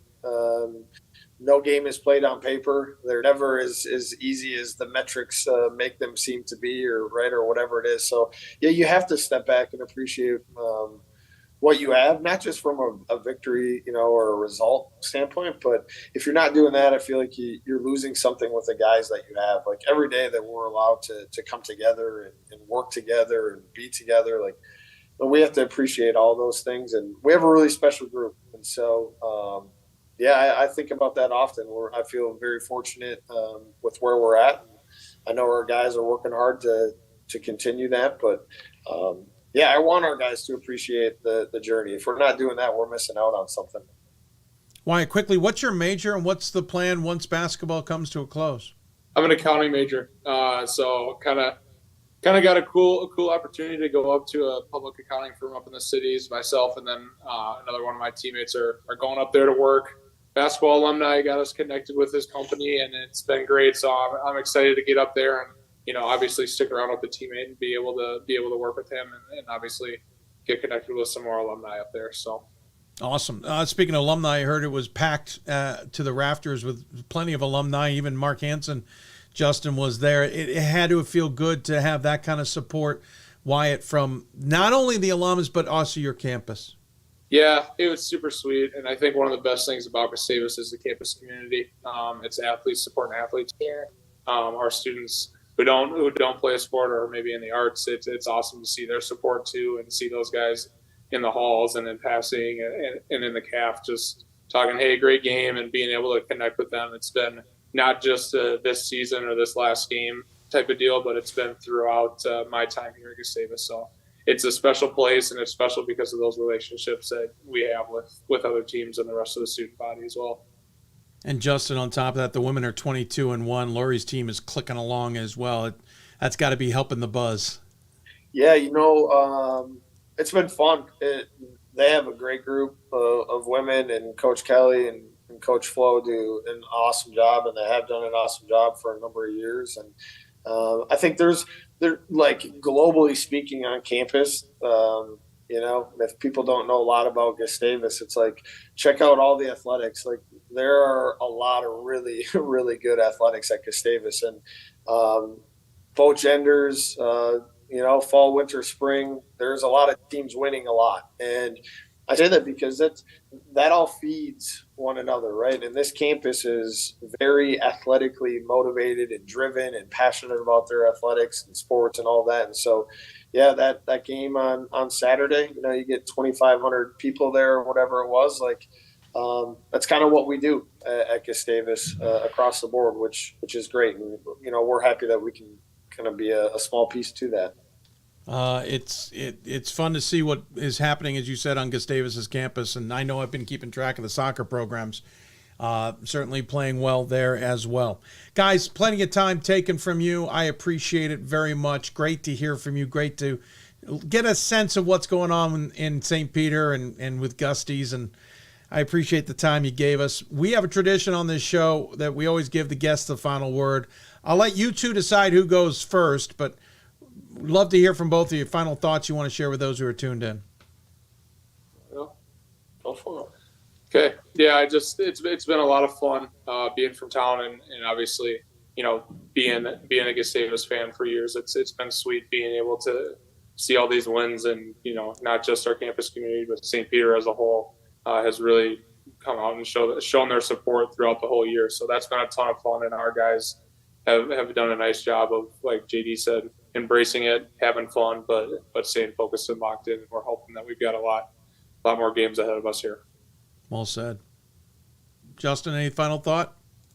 No, the one thing I would say is, this is an important one for me. Like, and I said this to the group today, actually, in video, is like, Wyatt and we're thankful that you asked us to join, and we're very aware that we're representing our entire group, right, our entire staff, and all 20 guys on the team. And the other thing too that I think that gets kind of lost along this is, I want the people to understand that what's happening right now is a byproduct of a lot of the people that came before us. And you mentioned Coach Hansen, who was at our game, a lot of the alums, like, the work that they were doing 5, 6, 7, 10 years ago, we're kind of yielding those results right now. And that's special to us. That's special to our guys. And I don't want that to go unnoticed, because that's an important piece to us. The tradition and history of Gustavus basketball is deep, and we're excited that we can be kind of adding to it. Well said. I agree with you. I think alumni support is one of the biggest reasons that law programs succeed. So congratulations. Can't wait to see what you all can do. And then, you got one up on the women. Should you be able to host opening weekend, it goes to you, not the women. So, yeah. Well, you know what? We just hope that both programs are going to be playing for. Yeah, that'd be fun, right? No doubt. Yeah. Well, congratulations again. Big win. Amazing season so far. I know it's far from over. Look forward to seeing how it plays out, and really thank you for your time. And we'll talk soon. Awesome. Thanks, Dave. Appreciate it. Justin DeGrood, Wyatt Olson, joining us from Gustavus on the Hoopsville Hotline. Appreciate their time. That is fun. Great to get their perspectives and to hear from Wyatt as well. Again, one loss since the Platteville loss. They are rolling along into the conference tournament. When we come back, we'll go down to Randolph-Macon. We'll go dose reverse with the two coaches there as they talk about the other program, not their own. You listen to Hoopsville, presented by D3 Hoops. Back with more after this. For the love of the game. But for those of us who are Division III student athletes, it's more than that. A lot more. Sure, the game is important. But as we work so hard to build both mind and body, it's more about team. That is why NCAA Division III teamed up with Special Olympics. And in giving the gift of sport to those for whom it seemed an impossible dream, we are working to make this a better world. Help us keep that dream alive. You can make a difference. We are the coaches of women's basketball. We are leaders and teachers, dreamers and winners. We are professionals who conduct ourselves ethically and with integrity. We place the education, safety, and well-being of the athletes we coach above all else, and teach them the fundamental values they need to succeed in life. We are coaches united for the good of our game and those who play it. We are the WBCA. We've got more schools than Division I, more fans than Division II, and more upsets than March Madness. There's nearly 850 programs with over 11,000 games leading to 2 national championships. And we've been covering it all for over 2 decades. From Eastern to Occidental, from Puget Sound to Piedmont, from Southwestern to the University of New England, and from Hope to Calvin. Nobody covers Division III basketball like we do. We're D3Hoops.com at www.d3hoops.com. The National Association of Basketball Coaches is the nation's premier professional development and advocacy organization for basketball coaches at every level. The NABC strives to serve as the voice for coaches on national issues while advancing the core value of leadership, service, advocacy, education, and inclusion. To learn more about the NABC and to become a member, visit NABC.com and follow the NABC on social media at NABC 1927. That's NABC.com or NABC 1927 on social media.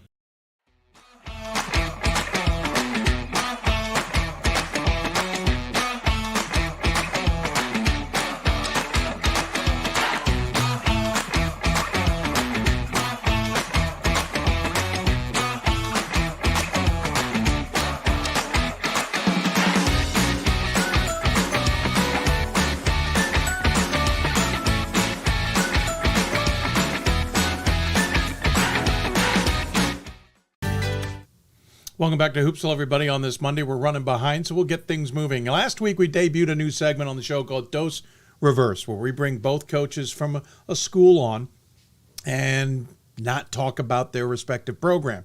In fact, we get the coach to talk about the other program. Last week, we had Christopher Newport on.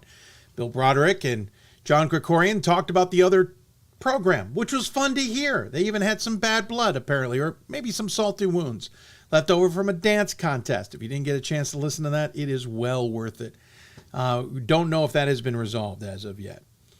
So this week, we go a little further into Virginia, go to Randolph-Macon, where both programs are on a combined 38-game winning streak. It is impressive, to say the least. And while we give each coach one chance to talk about their own team, eventually, they got to turn it over. And that means Josh Merkel has to talk about the women, and Lindsey Burke-Eberhart has to talk about the men.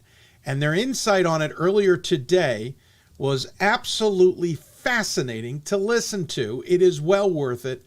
So sit back, relax, and enjoy our conversation with Randolph-Macon. Now joining us on the Hoopsville Hotline, it's the head coaches of the Randolph-Macon men's and women's basketball program, Josh Merkel and Lindsey Burke-Eberhart, joining us here on the Hoopsville Hotline. First and foremost, both of you, thanks for joining us. Really appreciate it. Thanks for having us. Thanks for having us. 38 games total, as we said in the intro, between the two of you have won straight. That's pretty darn remarkable. Josh, nothing against you. I think we're becoming accustomed to your program rolling off wins. You certainly have done well in the ODAC, even though it is challenging as heck. We'll talk about that. But Lindsey, you got to be really thrilled with how this season has progressed for yourself. Yeah, for sure. I mean, last year we were pretty bogged down by injuries. We had 3 players that tore ACLs during the course of our season. So it just put us through a lot of adversity. And I think during a lot of the dark times last year, we looked forward to this year and having everyone back healthy. But I don't think I would have thought we'd be maybe 22-1 at this point either. But it's just such a testament to how hard they've worked to get to this point, and they've just stayed cohesive. And I think that's been such a big key, down this stretch, because we're not playing like NYU, right? Who's blowing teams out left and right.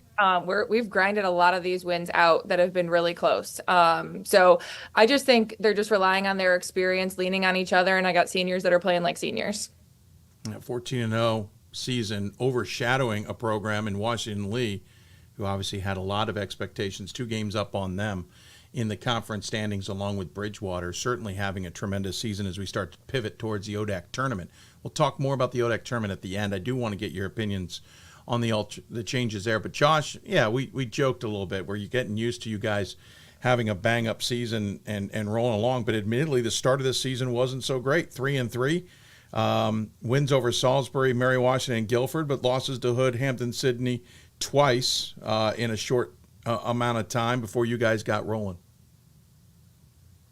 Yeah, kind of makes the run even that much sweeter. But we love to challenge ourselves. That Hood team, credit to Chad and his group. They played awesome in that game. I think they're the number one. They have the number one offensive efficiency in the country right now. So, no shame in losing to those guys. And we were not at our best. And, credit to Sydney and what they've done too. We weren't at our best, or they were the better team both of those days. But every time, I felt like we have a group that we can lose with. And we were losing and learning. And the guys have really responded. We don't have a ton of seniors, but we've got a good junior group.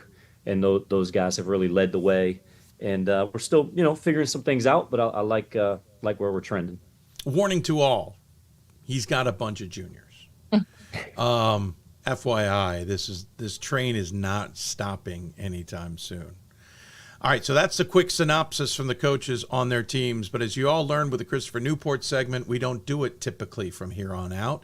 This is called Dose Reverse for a reason. We're throwing the reverse card out, and each one is going to talk about the other's program because we get their perspective somewhat close to that program, while at the same time it's not their program, so they get to see it from a different perspective. And nothing against any coach out there. Maybe we get a little less coach speak. Let's start with the women's program, because this is a women's program over the years who's been progressively getting better and better at getting more competitive in the conference. Josh, while you all have been leading the conference, Lindsey's team has been working at it. What's it been like to watch this program of Lindsey's evolve, take shape, and move forward? Yeah, I mean, I could go back to the beginning. I believe it was COVID times that she interviewed and was here. So not the easiest way to come into a program where the previous coach had been there for 38 years. So with that start, and I always think Jeff does a great job when he comes to interviewing and hiring people. And I got to be a part of that interview process, and you could tell that Lindsey was going to win wherever she went. And she's proven that part right, and she's just high standards. I think it starts there. She loves what she does. That passion comes through. I think it rubs off on the ladies that she recruits, those that are attracted to here. They're workers. So what I get to see on a daily basis is a bunch of gym rats. They got this year even more so than before, but they're on the gun or in groups. Just a group of workers, and they love the game, so it's fun to be around them. But I think the high standards part, it comes through. She was a good player. She's got the Division I background, so right away you could see that she was gonna push and challenge and win at a high level when she got the right ladies that shared that vision and were ready to work. And they'd have been here a lot sooner if not for some of those injuries too. I can add that, like the injuries have been, and my heart went out to that whole program. Because I think Dave, my sister played here in 2005. She was part of that team that went to so having four sisters, I've always, watched and rooted for women's basketball. And so it's fun to root for. We've got a ton of, friendships within that group. Our guys get along well with their ladies. So, it's neat we always want our guys to celebrate each other's success. We're also rooting for their success. Yeah, by the way, folks, if everyone wants to know, Josh had no choice. When the Macon job opened up, his sister basically said, you are taking that job no matter what. That's the story I'm sticking to. I don't care if it's truth or not. No, that's the connection, obviously. And yes, she wanted it as much as everybody else did to see this program return to the conversation. And Lindsey, it certainly has. What's been the perspective from you, though, to look at Josh's program, which – since you got there, has been kind of the heavyweight, the juggernaut in Division III. The year before COVID, they were 28-2. The year before that, 27-4. Of course, they go infamously through COVID shortened season at 12-0 and played a famous game against Trine at their place. But then they come out of that 33-1, rolling around national championship, everything that goes Macon's way. What's it like to be on the women's side watching that program, Lindsey, and seeing from it? What are you taking from it? Yeah, I think you're summing up a lot of kind of what that journey was like. I mean, my first year here, we played 4 games, didn't have fans, all of that kind of stuff. And then my second year here as the head coach, our men's team wins a national championship, right? And I think for me, and to echo maybe what Josh just said about me too, I set the bar pretty high. And so for me, it was probably equal parts inspirational and aspirational, that it didn't, make me fear, what the men's program was doing. I wanted that for our team too. I think what Josh does is he pushes that bar in his program all the time. I've sat in on their film sessions. I've gone to their practices. And I think 2 summers ago, we went through a pretty big renovation here in Crenshaw. And so I actually got to be up front where his offices are. So I got to, really get to know a bunch of the guys too. And they're just such great people. I mean, that's who he recruits. That's who he has in the program. There's just a lot of things that I admire about his program that I try and pick his brain about as much as I possibly can. The first one that came to mind when you said about this segment was about his Japanese. So I don't know if he would tell anybody else about it, but that's his language that he uses with the team. It's like 4 or 5 pages long. And I love it. I loved being able, it's basically like his shorthand for all the different actions that they have in the program. And, I probably talk to Jabril Robinson the most, their point guard, and I pick his brain sometimes about stuff that they do, and it'll be like punchline, puma, down, jungle, like twist, and they know it. They pick up on it. They know it from the time that they're freshmen. And I'm sure as sophomores, maybe they know it a little bit better, but it's just such a small way that I could just say about how I've admired his program and what he does. Because those players know what they're doing. They win for a reason, they know what they're doing, and that's why they don't rebuild. They just reload. And because that next group that comes in, they know exactly what the expectation is. They learn the Japanese, right? And they buy into what they're doing. And it's like that shared sense of ownership with it. Yeah. Buzz Anthony, who, right? Yeah. I mean, it's next man up. It's whoever he's going to be able to step in and play. Lindsey, from another perspective, the women's side of the ODAC has started to get more competitive, especially at the top. It's not just a one-team show. It's becoming a multiple-team endeavor, and the middle is certainly not easy. Can you take from the men's side and what Josh's program and what they're going through, because that is one of the toughest conferences in the country, can you take from how they prepare for that grind now that it's becoming more of a grind on your side? Yeah, I mean, I think something that that Josh always tells me is about how our ladies are going to be prepared, and how, like when we get in the trenches a little bit about those things. But yeah, I mean, we don't have a Hampton-Sydney Randolph-Macon rivalry on our side that goes pretty deep. But it is true. I mean, the top of our conference, you hit the nail on the head. It's just grown in a lot of ways in the last couple of years. And I think right now, probably the top 4 of us, could be in NCAA contention at any time. Shenandoah always peaks in Salem, so I know that's probably what they have on their sights set on. But yeah, I mean, to answer your question, just I do think that grind that they go through in the ODAC, I think we're definitely getting more of that too on our side right now. And I think it's all in the prep, and you feel like that prep is in that day or two before the game. It's in October. It's in November. It's in those kind of ways, that those foundations that you've laid, how you're going to defend ball screens, how you're going to defend cross screens. And that's what like I said, I think he does a great job of, 1 through 17 on his team, or 1 through 15 know what they're doing. And so it just makes that it's just the next opponent up. There's nothing to fear. So. Josh, you've been able to take anything from the women's program for your own. I mean, obviously Lindsey is picking a lot out of your program. She's even talking to your own players, go, hey, listen, help me out here. I need some intel. What are you learning from the women's team, whether it's the ODAC schedule for themselves, it's what Lindsey's bringing to the table at her practices that you're maybe utilizing yourself, if at all? Yeah, you didn't ask and she didn't say. She's probably picked up some things of what not to do too. So Fair. But I would say, we've stolen some drills. I love going in there and watching her practices. Always high energy. She's got some great stuff that she does. We've named it. So she played at Mercyhurst. We named it Mercy Free Throws. We've got a free throw drill in there that we stole direct. And I'll tell our guys, this came directly from Coach and the women.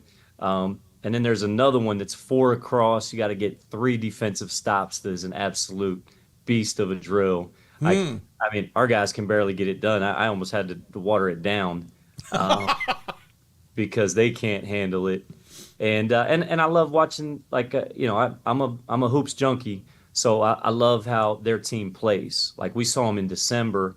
I take my boys when we're not playing. Obviously, we play a lot of the same time, but when we're not, we get to watch them. They had a game where they had 20, it might have been 25, but 20 plus assists, and that ball was just popping, moving around. I felt like they could beat us if they played, and I'm not joking because we weren't playing well at the time. So I really had that thought. It probably told Jabril as well. And they've had some girls that I think could play for us. Like Katherine Kagi right now is an absolute beast, do it all, rebounds, scores, defends, passes, similar to some, studs that have helped us win at a high level. And, her dad was a Hall of Famer here on our men's side. She's fun to talk hoops with. The journey that she's been on and how she's overcome the injuries in her career. Like, I almost get chills thinking about it, but she's really been through a lot and really works hard. I mean, she was here over the summer and you just see her in the gym. And I think that's rubbed off on, they've been through some adversity in that program here with the injuries and the grief that comes with that, knowing what you could have done but didn't get the chance to. And I think that drives them as well.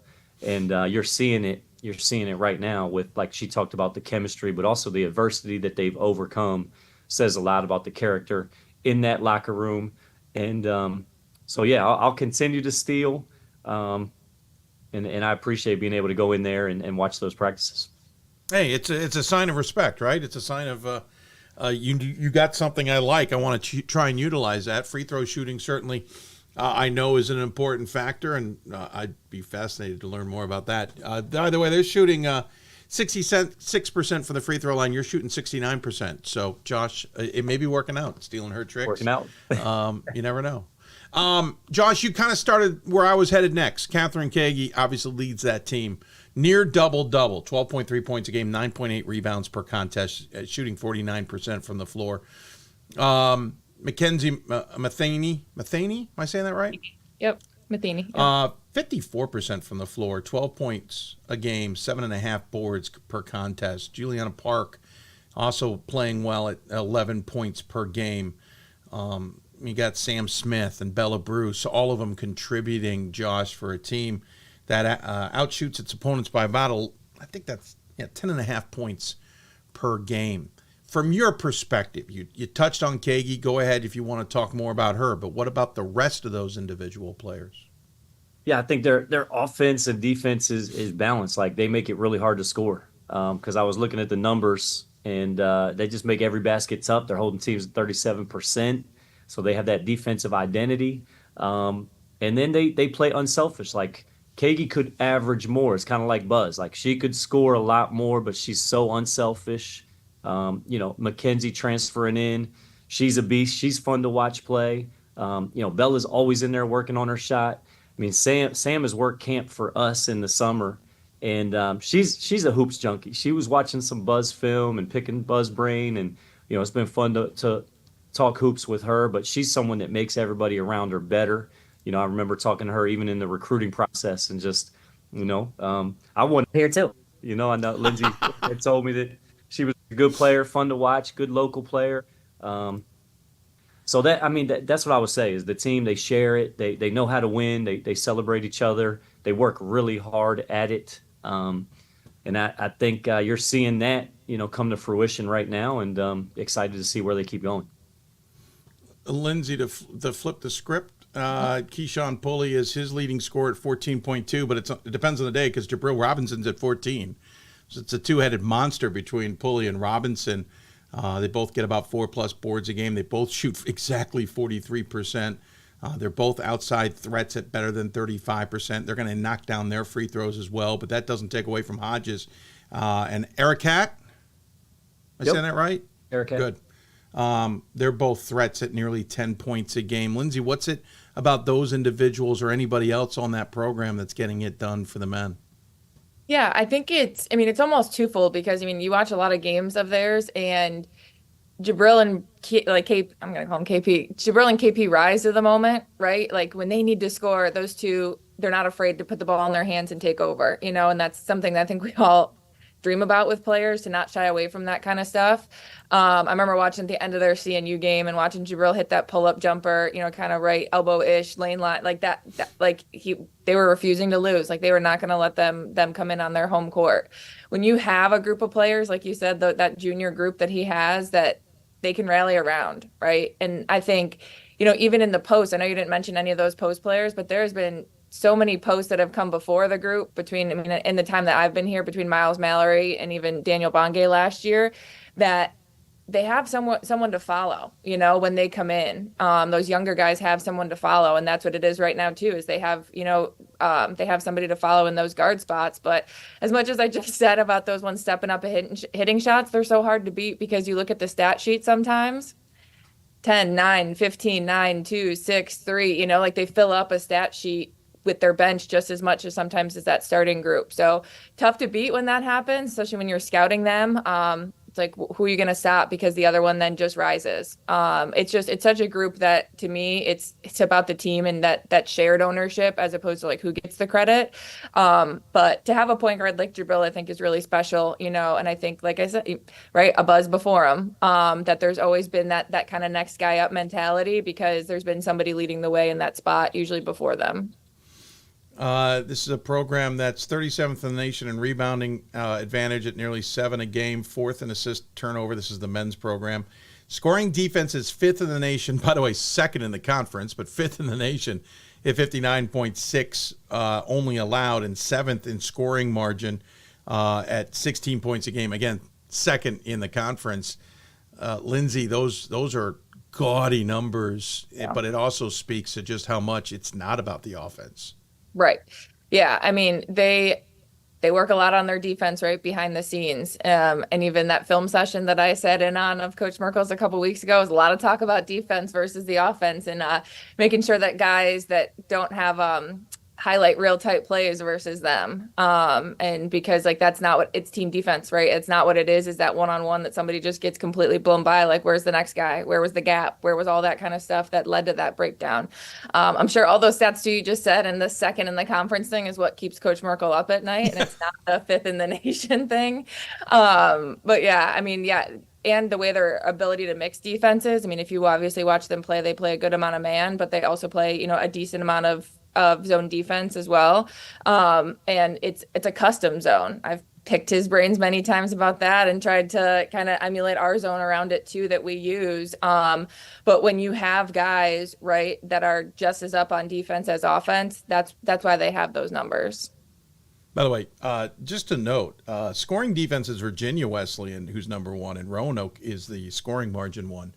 It's not, I think, who everyone would have expected, it being Hampton-Sydney. Josh, to reverse it, but the same. On the women's side, it's about defense, too. They're 16th in blocks per game at 5.1. That's in the nation. 2nd in the conference. W&L, not surprisingly, is number 1 in that category. 25th in rebounding margin at more than 9. Again, no surprise, it's W&L. And scoring defense, they're 36th, but 3rd in the conference. Bridgewater's number 1. Again, Josh, it's not about the offense, is it? No. I mean, defensive first identity, and I think even maybe the most important one is that defensive field goal percentage, that where they're holding teams at 37. Like, it's just not easy to score. And what we found too, like when you get to the tournament and you have some of those teams that average 80, and then you go up against that defense, it feels different. Like we're okay playing in those games because we have some teams in the league that'll do that. And I think, Lindsey's team will be the same. Like, there's some other good teams in the league doing those things well. And I think it's good when some of some of your competitors really challenge you, and then you get out into the, national tournament. Like, you need those challenges. Otherwise, you're just not going to, go as far. And, they have that now. Like, they've been, like, that WNL team has been pretty great. And there's some other challengers too. Like, Shenandoah is always playing well end of the year. But it's been fun to watch their defense. I mean, they get after it. They know personnel. They got the scouting report. Like, they can play different ways. And her zone is really good too, where they do some different things in there, and they kind of figure out how to attack the team's weakness or take advantage of that weakness. And then they're able to play to strengths a bunch, and on the offensive end too. Lindsey, he touched on those women's teams, WNL, stud of a program, obviously under a new coach, so it's a little different, but the same. Yep. Schleisner continues to dominate. She's about to break a Randolph-Macon record. Kelly Williams' rebounding total is going to be shattered by end of year 3. And continuing on. I mean, I think she had 42 points, 27 rebounds the other night in a game. But Lindsey, on the men's, what's it like to look at who he's got in that conference at the top right now? Hampden-Sydney, who just got beat by Roanoke. Virginia Wesleyan has reemerged. What's the top of that conference look like from your perspective? Yeah, I mean, and even I almost take it back to last year, in the Final Four, having 2 men's ODAC teams down there, and one of them wasn't us. I just think that just sent such a ripple, effect even to our side about how good the men's side was. I mean, to Josh's point, we don't always get to see a lot of each other play. We've only had 1 doubleheader this year so far, and we'll only have our second one on Tuesday. So we're always playing the same days, so we don't really get to see a whole lot of each other. And that too, I don't get to see a whole lot of the other ODAC teams playing either on the men's side because we're competing at that same time too, and not being able to watch a doubleheader with our guys. So yeah, I think it started, especially that kind of nationwide attention on the men's side in the ODAC. It really came to fruition last year. And maybe it was 2 years ago now when I think Guilford's men didn't get in and they had a really good resume and all that kind of stuff. Like that really started, I think, the ODAC men's side just really realizing how deep it is. And so I just, I'm sure there's a lot of those percentages too that you talked about that run deep on his side. But I mean, the thing I'll give Josh a lot of credit in is recruiting. I mean, he's recruiting against these guys all the time. Yeah. And being able to still bring in great players to beat them, and 2 years ago or 3 years ago now, I guess 4 years ago now, whenever the national championship was, you have that's your ace in the hole. We won a national championship. Why wouldn't you want to come play here, right? And now the rising tide, the other boats are starting to lift, and he's still recruiting kids that are keeping him in the top 10 in the country in some polls, right? Especially the MPI. So I just think that I give him so much credit in recruiting for out recruiting against some others. I'm sure he thinks too about the ones that he's lost maybe to those guys along the way. But he's still out recruiting them and being able to put that product out on the court. Yeah, it's pretty impressive. Both programs are certainly playing well. I'm going to switch over to the wild card now. This is a little chance to just kind of have some fun with this. I'll start it off because I'll let you guys get a break. I'll start off with my wild card question. It has neither to do with you two, but he's been brought up. Your athletics director, former men's committee chair, maybe arguably one of those who started the trend of understanding the numbers in the old system a little bit better to get as good a selection/bracket as possible. Well, what's it like to work for him? Josh, I'll start with you since you've been there the longest. I mean, for me, he fits my personality great. So for me, it's great working for him. I mean, Jeff has been doing it a long time, a former coach. As a coach now, I'd always want to work for, if I could pick an AD that's been a coach before and been a player before. So it starts there. He's got great institutional knowledge. He's known all of the coaches that have come before me, so just him being around for a long time, us having the tradition that we've had. His philosophy is hire good people and get out of the way. So, I like that philosophy too, in a lot of ways, because I don't need a whole lot. But he's also a straight shooter. So he will tell you exactly how it feels. And that's good for me too. I'd rather you tell me and not think it. And he never holds back. And, I think that's been really good. And I have a good, it fits. It's a good marriage in terms of, I feel very aligned and supported on my end. That's what I would say. Yeah, that's how we met officially. He called it the Baltimore Conversation and knew I would appreciate what that meant. But at the same time, while he unloaded, he had the respect enough to let you unload back at him if necessary. Well, at least I did. I don't know about you two. I don't know if you're allowed to unload back at that. Sounds about right, Jeff. Yeah. Lindsey, a little lesser time in newer times, because again, you were coming in after a icon of Randolph-Macon athletics. Yep. And, after COVID. So a whole different world. What's it like to work with Jeff? Yeah, I mean, I'd echo everything Josh just said as far as straight shooter. And he supports, from the background, he wants to let you coach. He definitely doesn't he's not micromanaging you and talking through all the things. He wants to support. This is kind of crazy about my hiring story. I got hired over the phone by Jeff Burns. We didn't even Zoom. I didn't come to campus. We did nothing. Like the actual phone, like never. And I think it just speaks to what, Josh just alluded to about how he hires good people and then lets them coach. That's all he wanted to feel was that genuine connection. He didn't need it in person. He didn't need it on Zoom. And again, if Zoom, he doesn't want to Zoom. No, he doesn't. No, he doesn't want to Zoom. So I think that's what he felt, that connection with me. And yeah, definitely coming in different times and, taking over for somebody. And I think, and I'll include Josh in this too. I've always been told since I've been here to just keep doing things my own way. That it wasn't about who was here before me. And it's always been about just doing things my own way. And Josh has been a big mentor of mine in that way, because I needed to hear it, especially in year 1, 2, 3, 4, maybe a little bit still in year 5. But Jeff had that same sentiment to just keep doing things my own way and however he can support. All right, so that I took a little bit of that wild card, but I'm going to throw it back at you two. You get to maybe ask each other questions or question or whatever you want to do. Lindsey, we'll start with you. Anything you want to fire at Josh here? When you asked in at the beginning, the first thing that came up was, so Josh has 3 boys that are all pretty competitive. They're in the gym. I see Mason sometimes getting into individual workouts. One-on-one, Maddox, Micah, Mason, and I know they're all varying ages. Who do you put your money on? Ooh. Because of the age gap, I mean, Mason's going to win. He's 9. My 5-year-old still can't really get it to the rim. But it will be very interesting.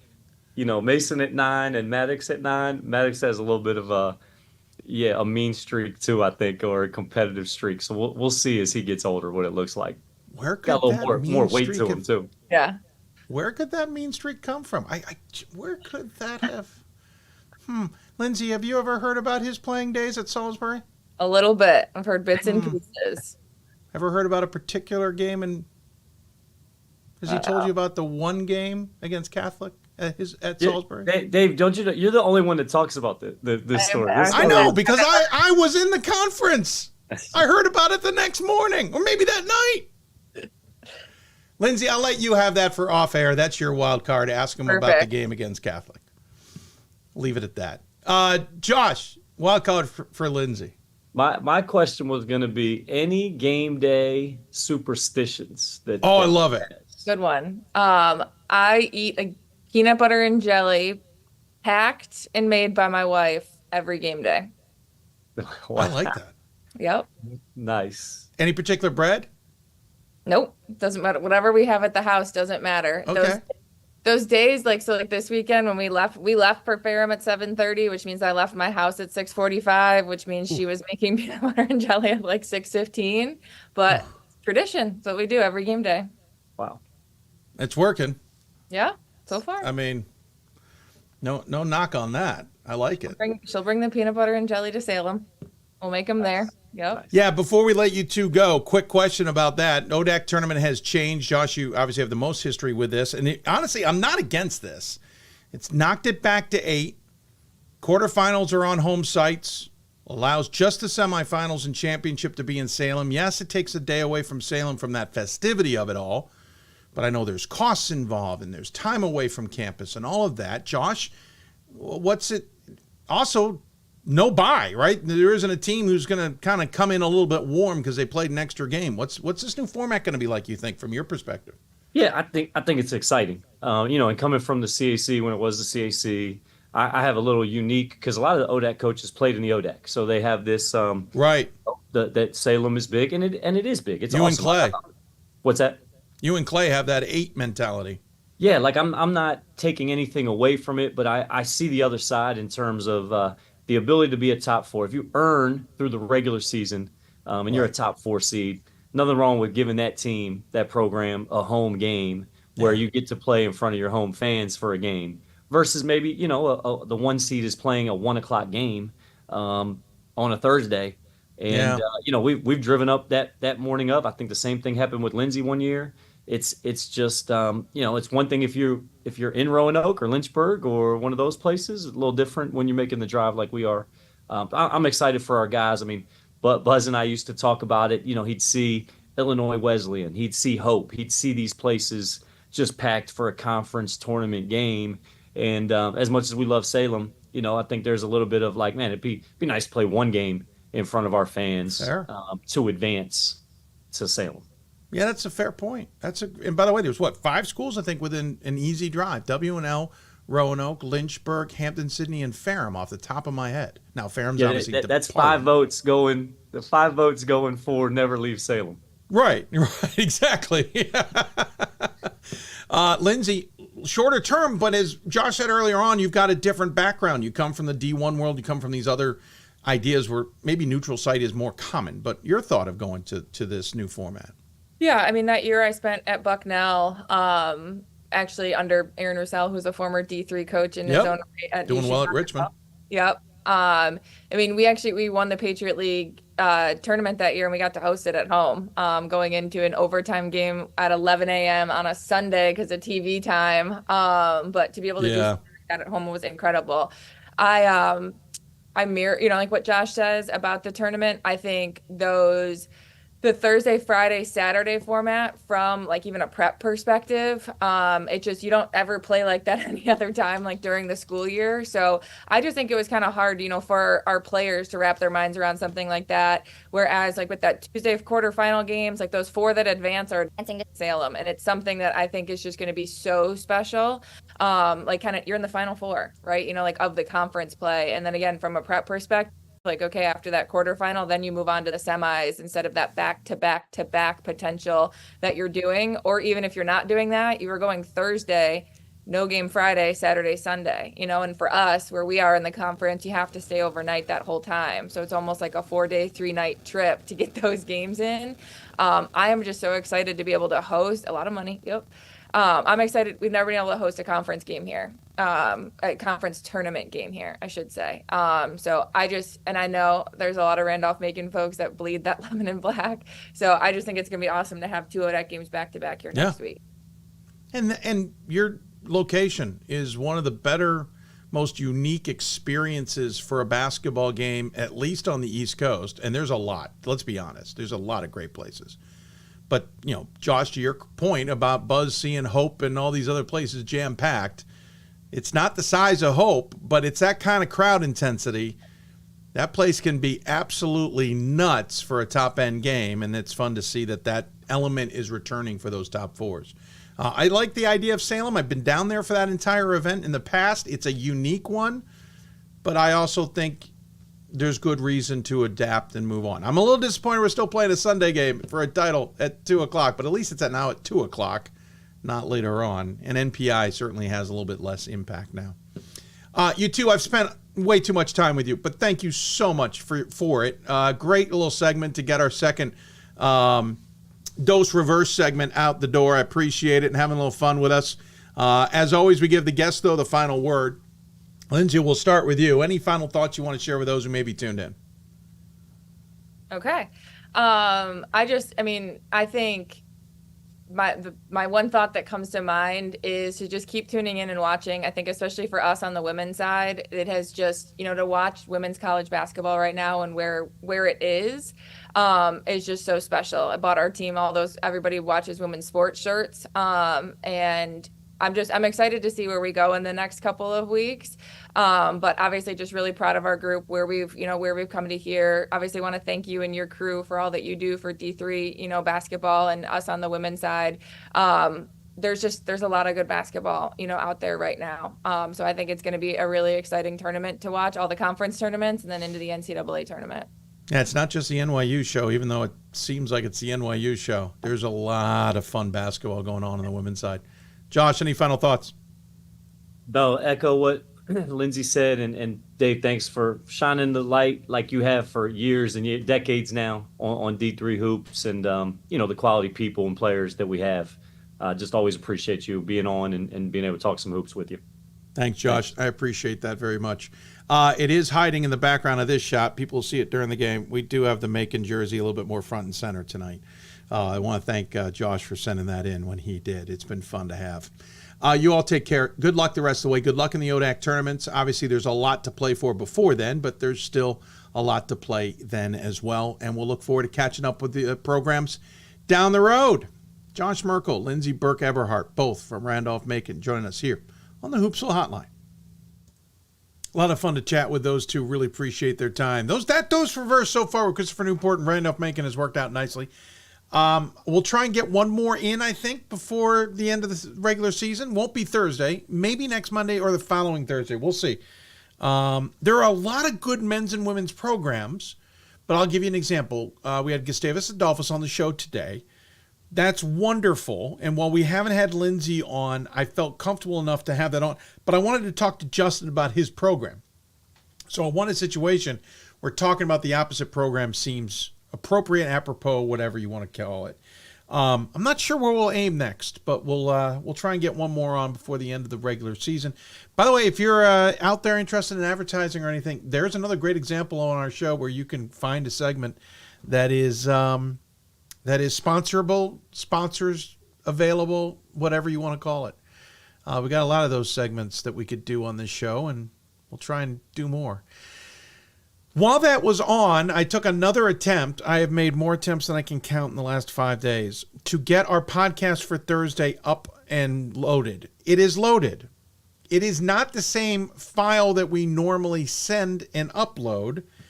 So I am curious for any of you podcast listeners out there who are now listening to this one as well, if you've noticed a difference in the quality. If you have not, fine. I will move forward with this process. If there is a significant difference, and I'll try and listen myself, we're going to have to figure it out. I don't know why it didn't work last week. I don't know why, and our support help did not help. Long story short, it is up and available. This show will be up and available at the very least. And I apologize for the long delay. I know there's a lot of people who enjoy our podcast, and that was unacceptable. In the meantime, we're going to put a bow on this show. Reminder, Thursday show, 7 o'clock Eastern time, will be our top seeds program, where we will talk about the top 16 in men's and women's basketball. Maybe not in the same way we've done it the last couple of years, but we're still going to talk about it. We're still going to reveal some of those seeds, talk about the impact of those numbers at this time with those seeds, have the committee chairs on to discuss it all if they were to bracket how these things will impact stuff.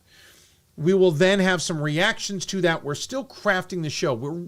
We've really had to rethink this program under NPI because admittedly, you all know the information. So how can we still do a show that gets you all excited for the tournaments as we head into conference tournament playoffs, while at the same time admitting we don't have the big reveal like we did the last couple of years. So we're working on it. That is the show for Thursday, 7 o'clock, right here on Hoopsville. We'll have the top seed show. We'll have both committee chairs in an exclusive interview about it, and we'll get reactions. We'll also look at, hey, here's what it looks like, but here are teams you need to keep an eye on as well. How different races may impact a lot of these decisions. How that all is going to come together is still being put together. And if you're an SID out there who's listening to the show and you're in this mix, you're going to get an email here shortly from me. I need a little bit of resources from some of you. And with that, we're going to wrap up this show today. It was a bit of a show to put together. I may have bit more off than I needed to, but it was a fun show nonetheless. And I appreciate everybody who came on the show, joined us to talk about it, et cetera, et cetera. First and foremost, thanks to our guests who came on the show, including Whittier's Kristen Dowling, Montclair's Karin Harvey, Whitworth's Damion Jablonski. Steve, you've got that now in my head. I want to thank from Gustavus Adolphus, John DeGrood, and Wyatt Olson. And just now from Randolph-Macon, I want to thank Lindsey Burke-Eberhart and Josh Merkel. Also want to thank the sports information directors like CJ Seward. CJ, I actually don't know how to say your last name. It's one of the few that I don't. I also want to thank Matt DeLuca at Montclair. By the way, CJ was at Gustavus. He did some great help with us. I really appreciate it. Jack Goodwillie at Whittier. Always Steve Flegel at, I said Flegel. Yeah, I think that's right, Steve. I'm now totally second-guessing every last name I know, Steve. I want to thank Steve from Whitworth. I want to thank Brian at Randolph-Macon as well for their help along the way. A lot of good help, a lot of appreciate that for everybody who has assists us with getting this on the air and whatnot. Again, a reminder, Thursday, 7 o'clock Eastern time for our Top Seed show. Next Monday, 7 o'clock Eastern time for another Hoopsville. Following Thursday, the 27th, 12 p.m. Eastern time, another matinee show.